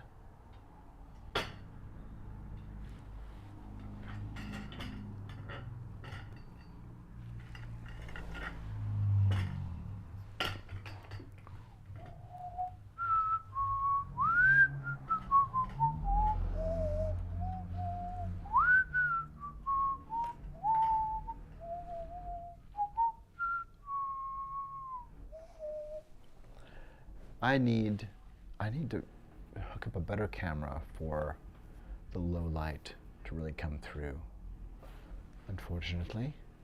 But that's something we can do. And otherwise, it's here. We're just here with you. Here again today, the mystery font 42.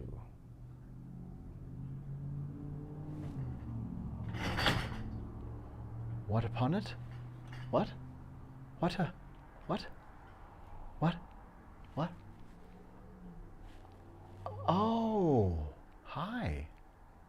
Hi. That's you. That's neat. Hi. What's going on? Are you...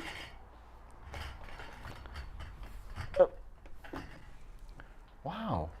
What's, you just taking a peek. Hi. Hi. Well, yes, that is a little coffee. Yes, that is the Equality Simple hat. That's right. That's right.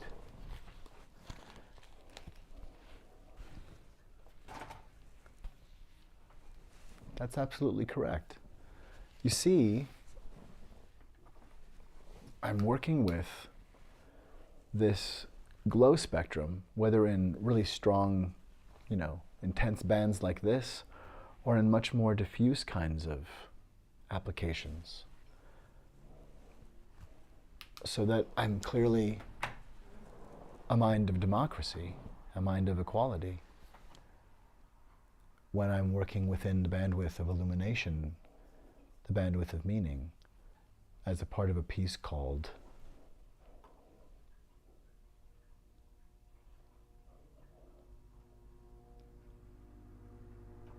The Falsehood. The Falsehood is a song poem, and it is a musical that is being built now. The song cycle is complete, and I've released some of the music as a part of this mystery font, and I'm building the piece here. I've done a workshop of it this last summer and want to share within this glow space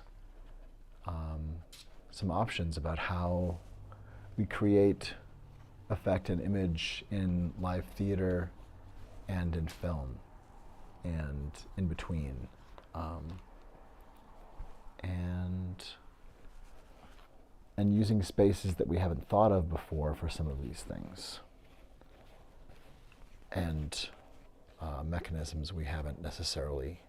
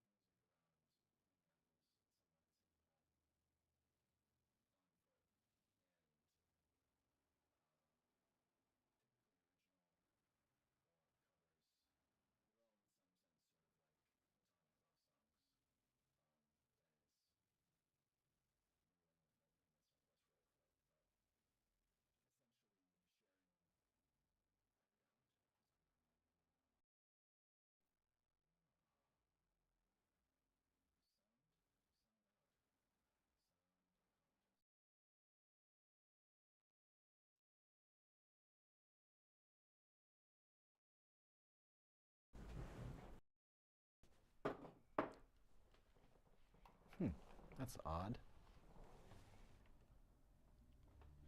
Somehow we lost sound there. I'm not sure for how long. C'est la vie. At any rate,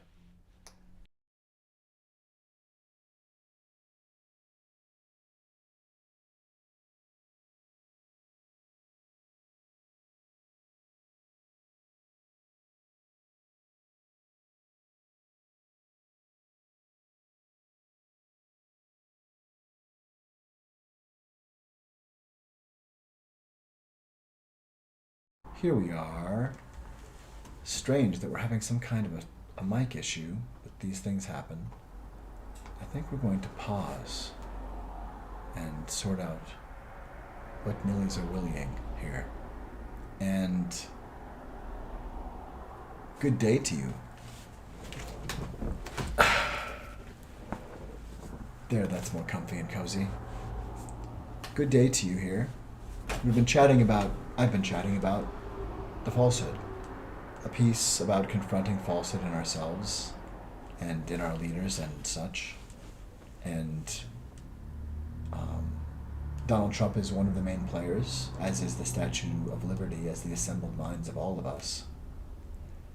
And I'll be right back with a message from Liberty.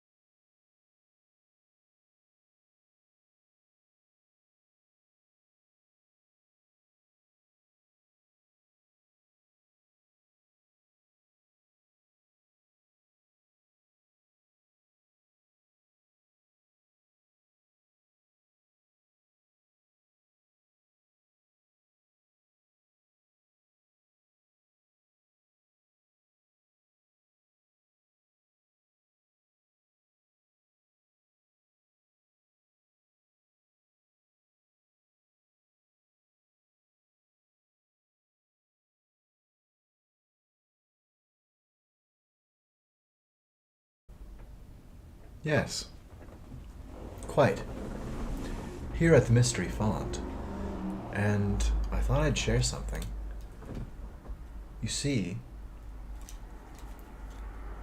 when, as in this very gentle nexus, when in a full nexus, the mind of democracy liaises, an event like this happens. And sometimes all of us speak to all of us as one. It's true. Or it might be to you.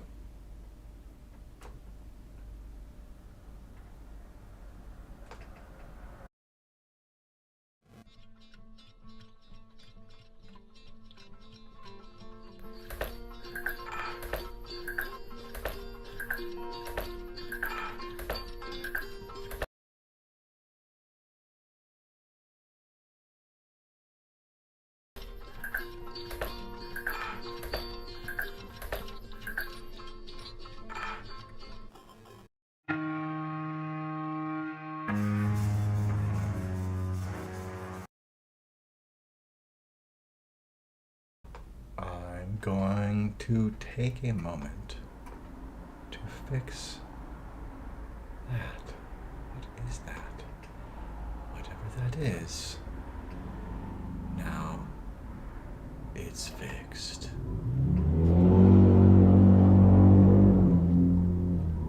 So what we're seeing here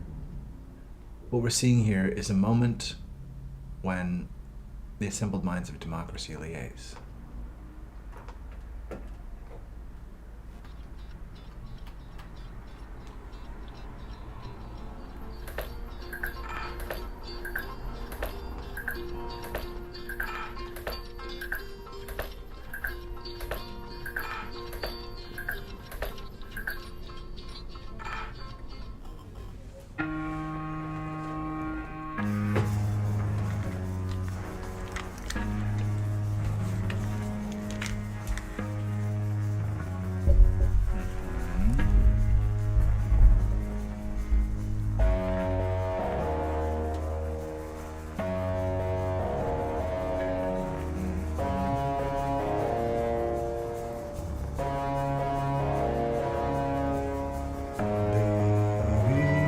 I don't understand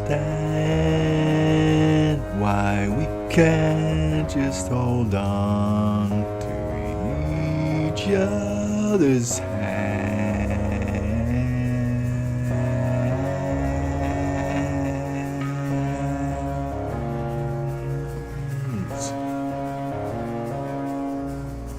This time might be the last I fear, unless I make this all too clear. I need you so.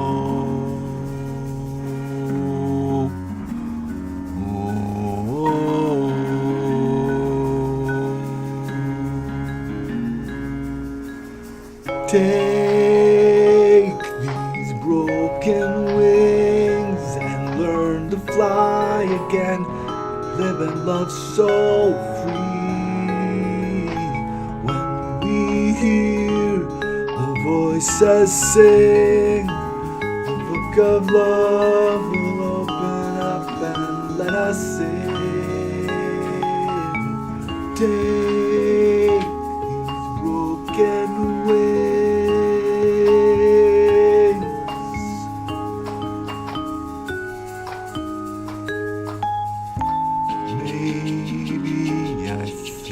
Tonight we can take what was wrong and make it right.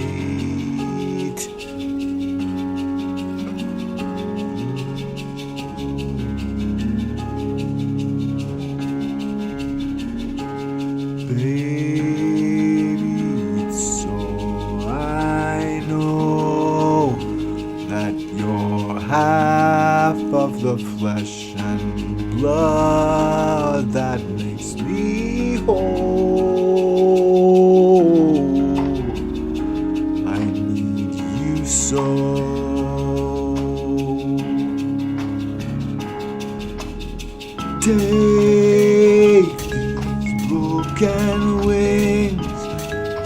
learn to fly again, live and love so free. When we hear the voices sing, the book of love will open up and let us in. Take these broken wings, we've got to learn to fly and live and love so free. When we hear the voices sing, book of love will open up and let us in, show us where to begin.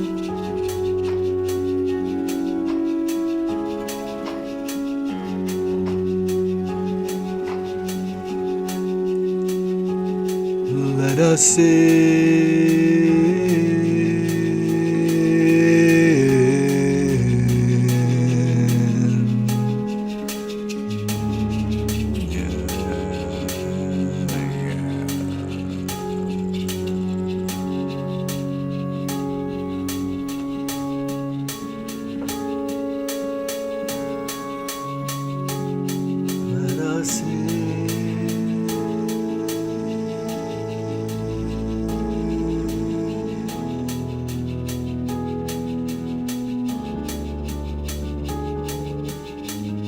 this, baby, it's all I know, that you're half of the flesh and blood that makes me whole.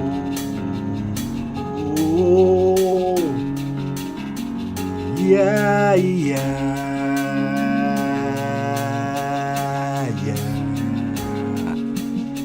take these broken wings and learn to fly again, to live and love so free. When we hear the voices sing, the book of love will open up and let us in. Take these broken wings, got to learn to fly, live and love so free. When we hear voices sing, book of love will open up and let us in. Yeah.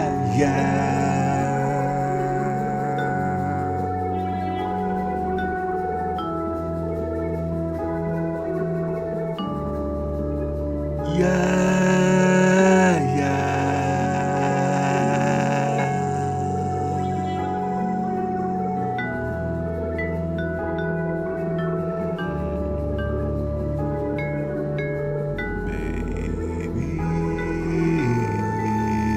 it's all I know.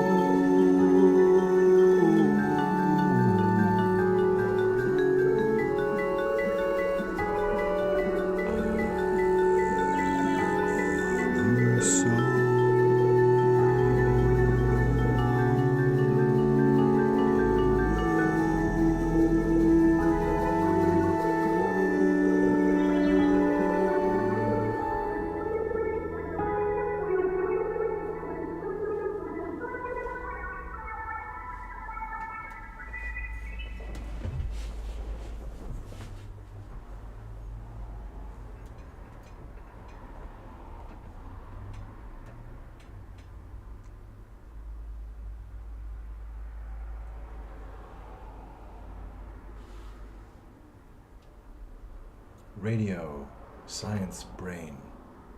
Radio Science Brain. Radio Science Brain. Ah, yes. Mindedness Main.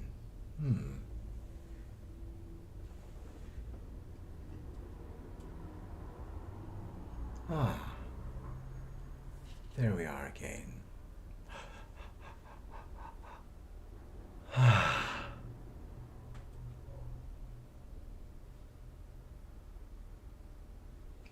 What's that? Radio, science, brain?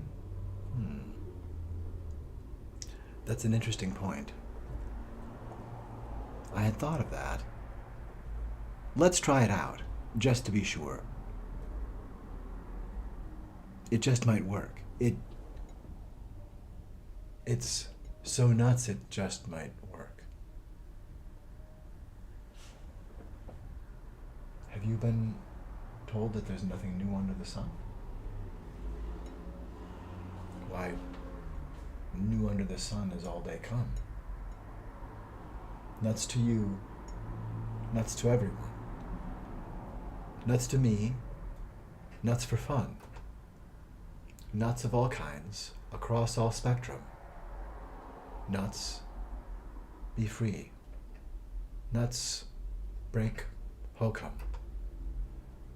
Nuts, please, yes. Do let's, new under the sun.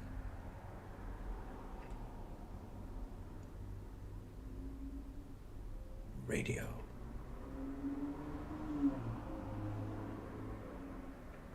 Science. Brain. Oh yes, the findings of the mystery font do contain the following. It turns out wokeness is... It turns out that being woke is an awareness of and for human kindness and dignity, and it's a good thing to be. And after admittedly not a huge amount of searching, it became clear that was the case. And G. Willikers, right? So for me, wokeness that's a yes dog for me. I'm happy to be well within the bandwidth of what I think is a mission consistent with many prophets and carriers of vision, and that would be essentially love, essentially that again and again we keep coming back to loving our neighbor as we love ourselves. It makes sense. It's not necessarily simple or easy, but it does actually take care. It actually, it is care.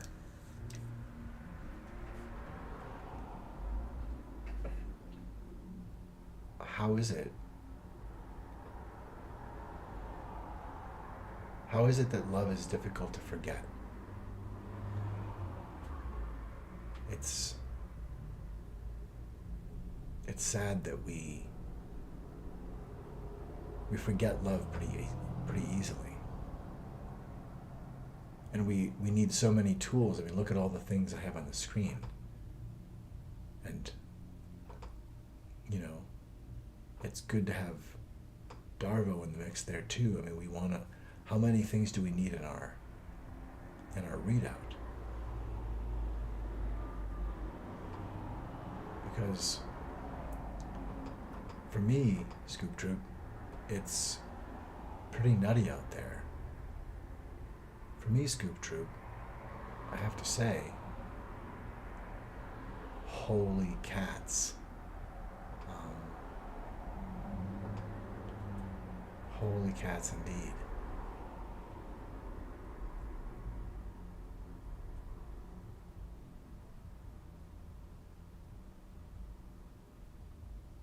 I think it is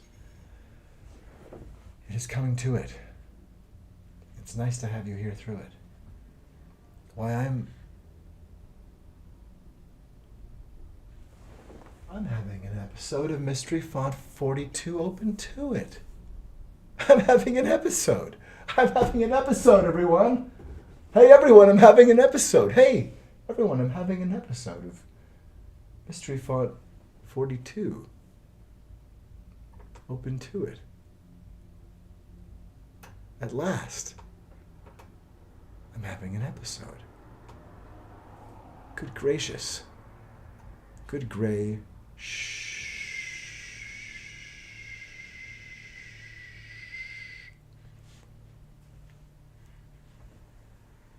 Us. Good gracious. Good gracious. Good gray, good gray. It is the mindness at the Mystery Font. That's right, right. I'm Tim. I'm the host. Right. Restoring executive function and remembering what we're doing. Are we cast into a world that enforces forgetting by harm and amputation, by crime?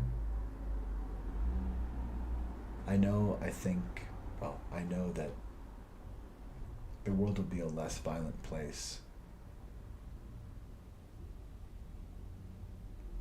when consent is not ripped from boys in the birthing environment.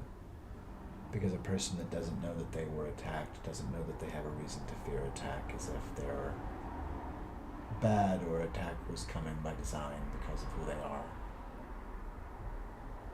There are things that we can do. There are attacks we can just stop.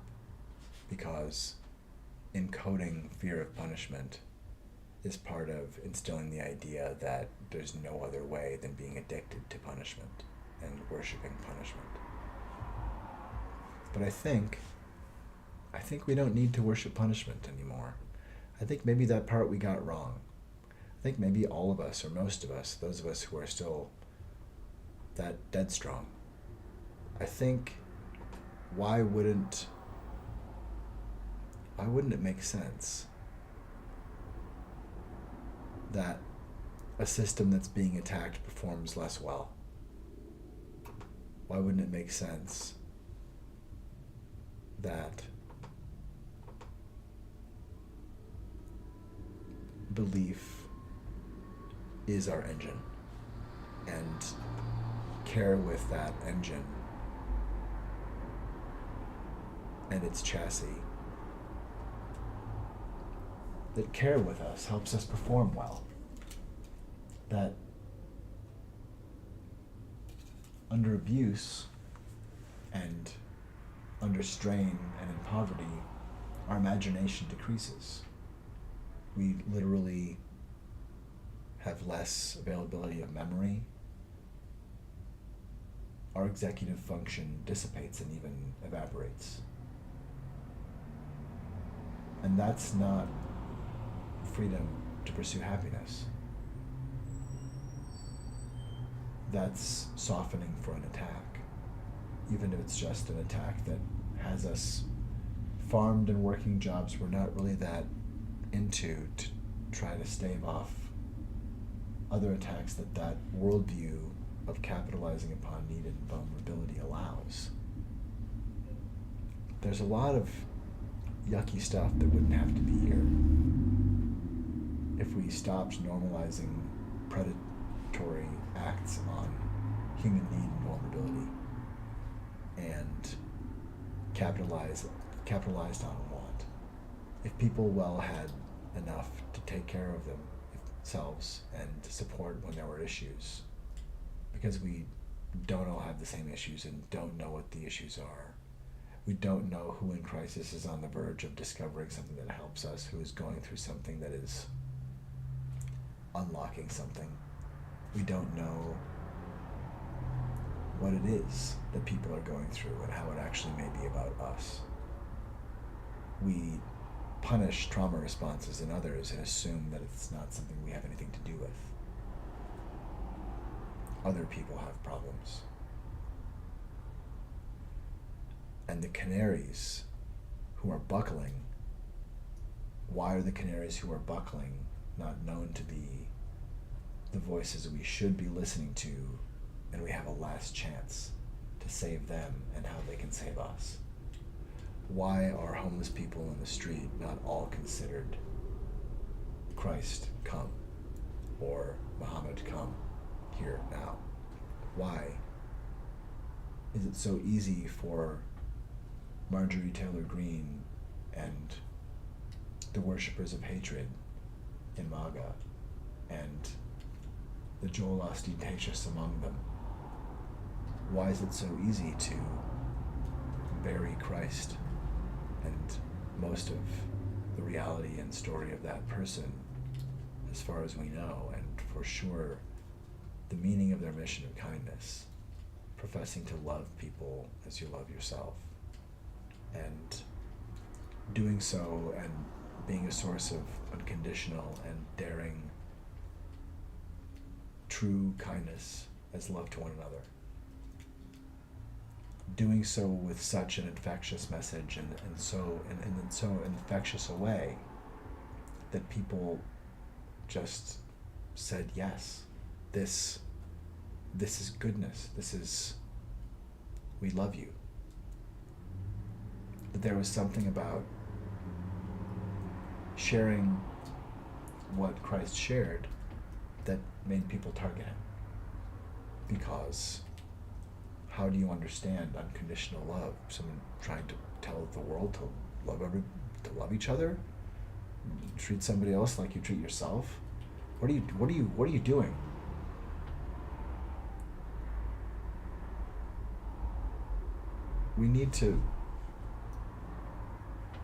Hopefully we need to show up when people show up like that and have their back and say thank you for that. Thank you, Fred Rogers. Thank you, Zora Neale Hurston. Thank you, Kara Walker. Thank you for that. Hopefully the mindness of the font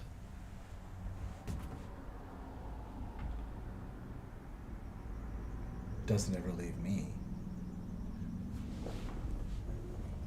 But we can all search, I hope, if we can give ourselves permission, we'll realize we never lacked it. But to be participant in all of this, and because I'm looking at the readout right now, and it actually is not a movie. I overnight had battalions of people reporting, and in fact there's no evidence whatsoever that we're going through is a movie. We have no evidence whatsoever that Trump isn't totally real. As far as we know, Donald Trump is real. In fact, it's the findings of the mystery font that, utilizing Darvo, the falsehood, in fact, is at large right now. And it may be that Donald Trump is one of the only people to have interacted knowingly, as the falsehood has so many times slipped in and out and somehow gotten their couple of soundbite errors into the mix without anybody noticing. Not even Donald Trump, but could he never have seen someone who maybe looked a little bit like him or slipped in and out of his jacket as he was putting it on or something? Maybe the falsehood is very small. Maybe he doesn't physically exist, but is a wisp.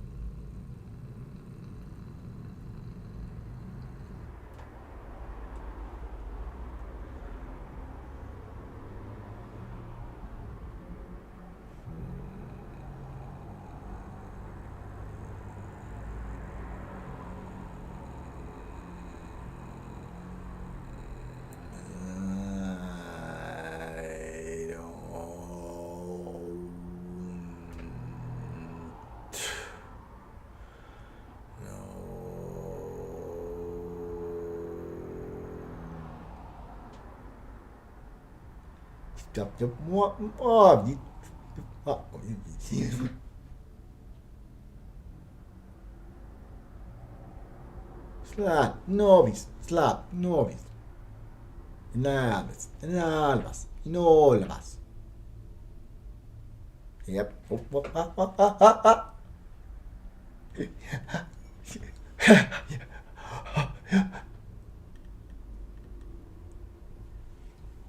This has been a dramatization of how hokum can affect us.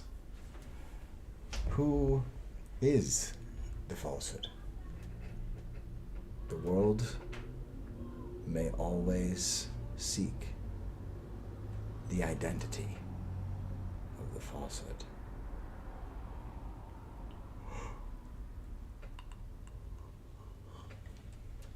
Coffee.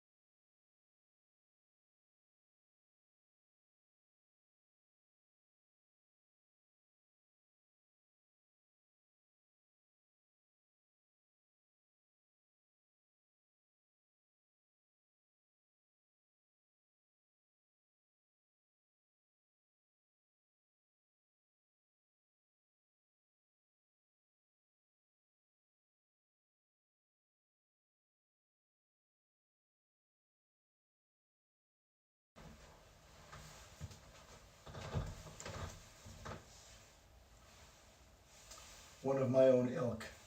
You see, it's a comfort because at least you understand what it means that my watch is broken.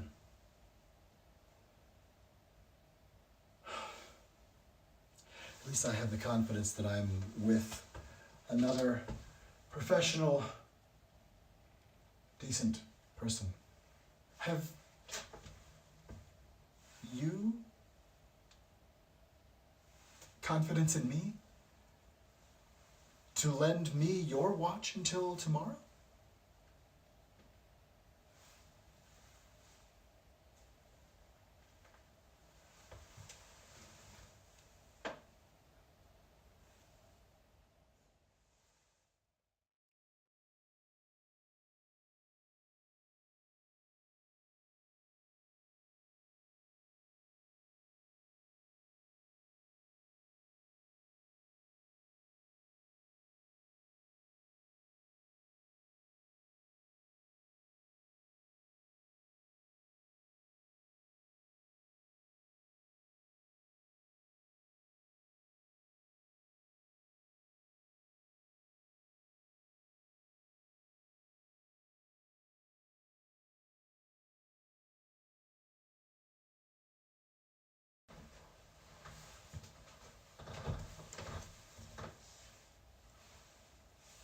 One of my own ilk. You see, it's a comfort because at least you understand what it means that my watch is broken.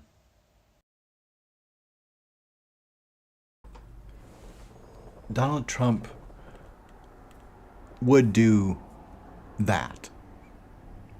He would do what you're thinking he would not do. If it's something that you think he would be too far for him, too demonic, too genocidal, too racist, too sexist, too dictatorial. If you think there's anything that you can possibly think of where you'd say he wouldn't do that, the evidence begs to differ. There was never a time when it was safe to say that Donald Trump wouldn't do that. He has.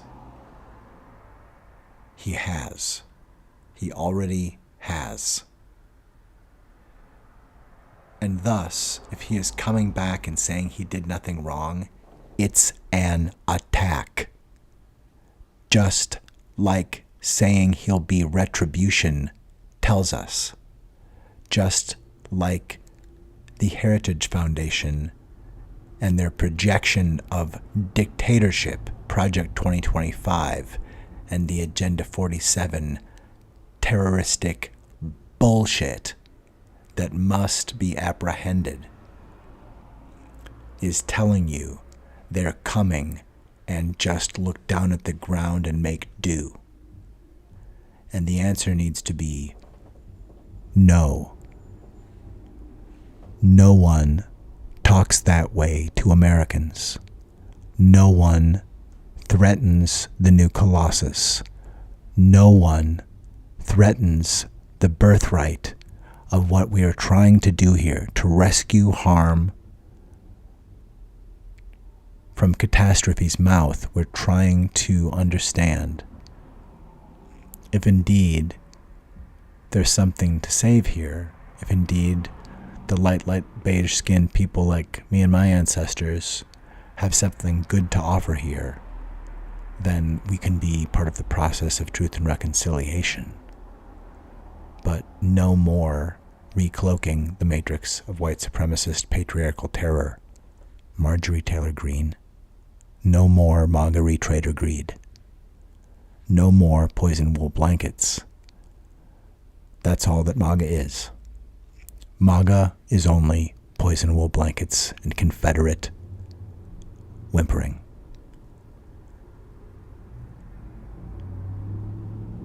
The bigots lost. And we're done being dragged backwards. We're going to actually restart the Reconstruction here. We're actually going to emancipate all of us. We're even going to help with what is still enslavement in prison and break that up. We're going to emancipate humanity.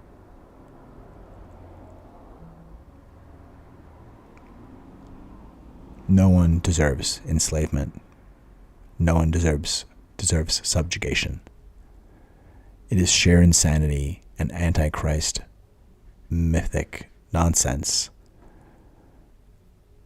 that we're faced with. People talking in lynch mob speak, in white suspicion equals clarion fact, are here to sow harm, and they don't go away if they're not made to go away.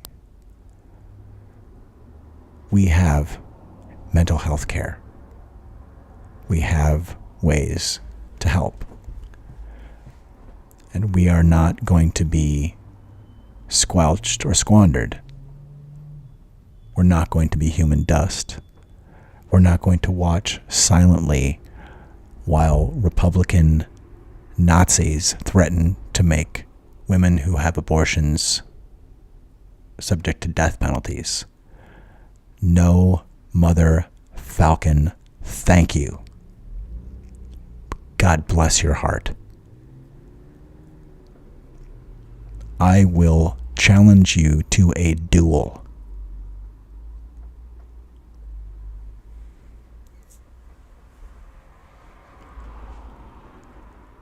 You don't get to demolish human family. You don't get to demolish human family. You don't get to demolish human family. Some parts of the stuff we don't, hang on to. You don't get to hang on to the murder weapon. You don't get to hang on to the getaway car. Some parts of the history you don't get to hang on to.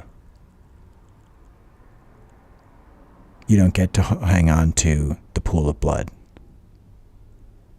Some parts of the history you don't get to hang on to unless you're the murderer. And we don't really want to cultivate you holding on to that either. And thus we also don't want to cultivate the idea that it's acceptable that new versions show up. Marjorie Taylor Greene. No, Marjorie, you're not a more successful Carolyn Bryant Dunham. No, Marjorie, you will not create more Emmett Tills. No, Marjorie, you're not a racist. No, Marjorie, your behavior is not acceptable. No, Marjorie, you are not doing your job. No, Marjorie, you lied. We all saw you. We all saw you lie in that courtroom. We all know about the text. We all know about you recommending insurrection. We all know that MAGA is a death cult linked to the Ku Klux Klan and neo-Nazis. And you are not going to have it. You will have to go without your vampire's dessert. There was never a safe time to say that Marjorie Taylor Greene wouldn't do that. There was never a safe time to say that Ron DeSantis wouldn't terrorize Floridians and Americans, because he is now. He's created genocidal conditions for multiple communities. And he is a Ku Klux Klan thug. He is a criminal. Ron DeSantis is committing human rights atrocities now. To continue in office after having made a joke about the NAACP advising travel stop by African Americans to Florida, that should have been the end of his career in public office. And it should be. That should tank him. If nothing else tanks him first, that should. He is a fucking Ku Klux Klan terrorist. He's not being mean. He is fucking killing people.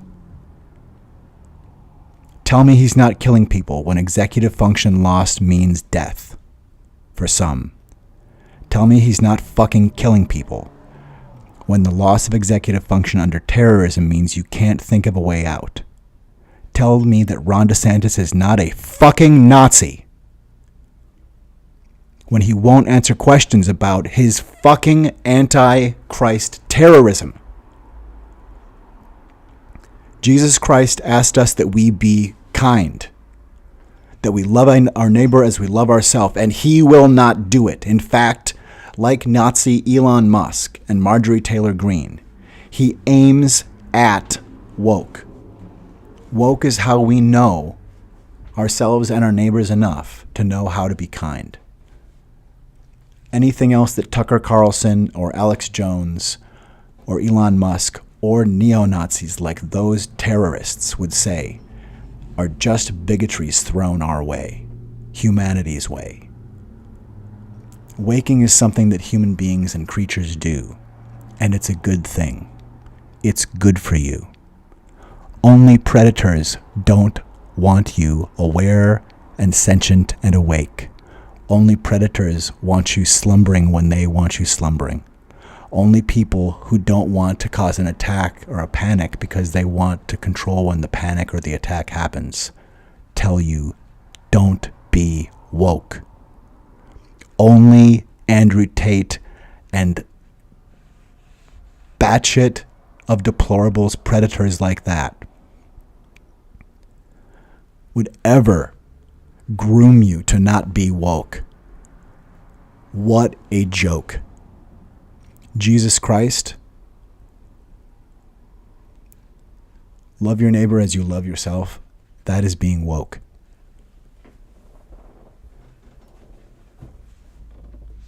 There was never a time when it was safe to say that Donald Trump wouldn't do that. He already has. And it's time to tell him no and make it stick. We have to make him stop, or it will never stop.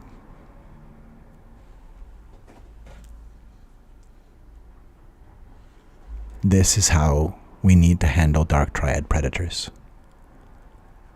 Now.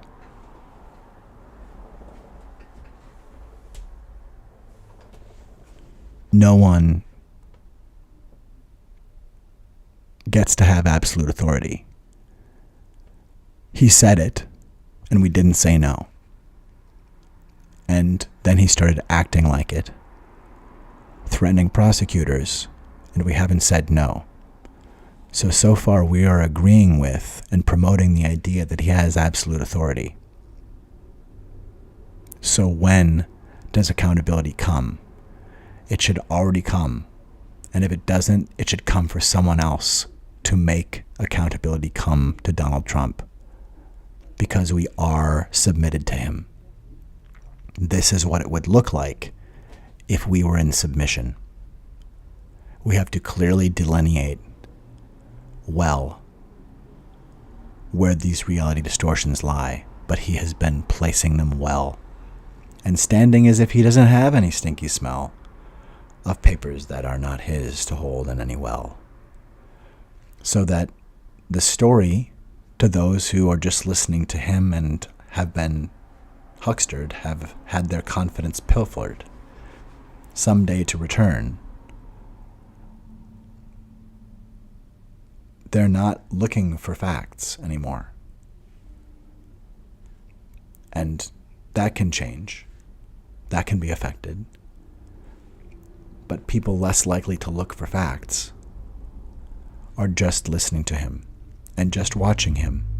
And he's in the room, and with the sound down, we just see day after day after day he's in the room, even after he's raising his arms saying, well, actually you need to give those private parts of your nation back to me. In fact, you shouldn't have taken them. I took them with my mind first. And I have absolute authority.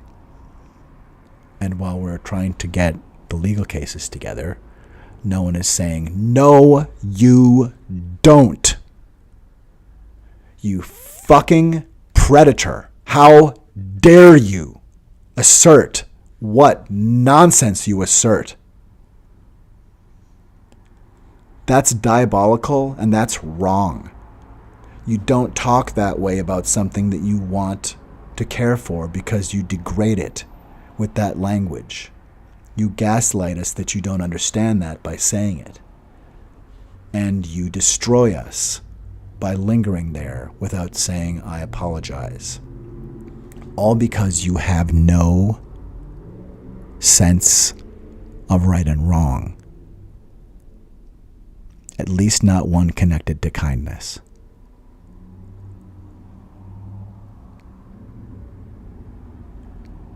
We're dealing with a dark triad predator. And we will continue to experience betrayal trauma or numbing of that with every interaction. So Scoop Troop, remember your Darvo card. That cell you can throw across the view screen, because predators will deny, and then they will baselessly attack you to reverse the victim and offender. Don't say that Donald Trump wouldn't do that. He has already killed people. He already has. He already has targeted loyal Americans and to this day not apologized. Like an antagonist. Because he is an antagonist. You don't attack part of the United States and not be attacking the United States. Donald Trump has made himself an enemy of the United States. We have to recognize that his hood is off. He is the falsehood under that doff.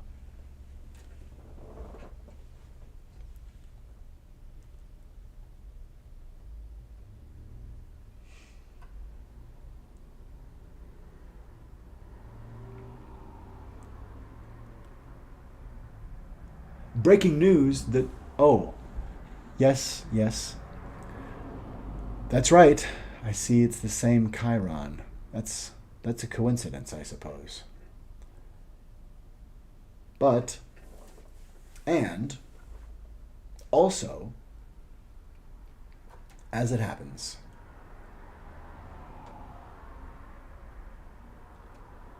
Darvonald lives in Darvoland. That is to say, Donald Trump has ED. He cannot sustain respect for democracy. And so he is unable to tend it. No artificial erection of respect for democracy can endure.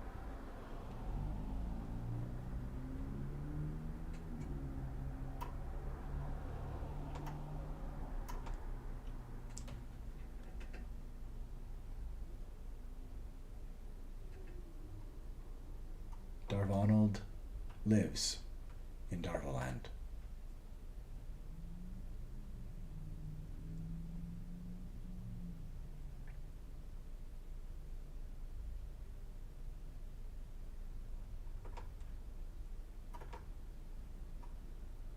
We are the reality distortion fielding.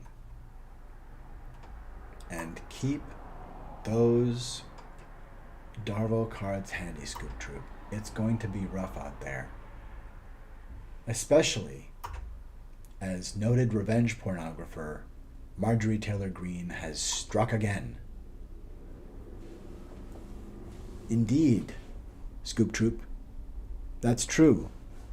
Revenge pornographer Marjorie Taylor Greene has struck again. Just in the last few days, revenge pornographer Marjorie Taylor Greene has struck again.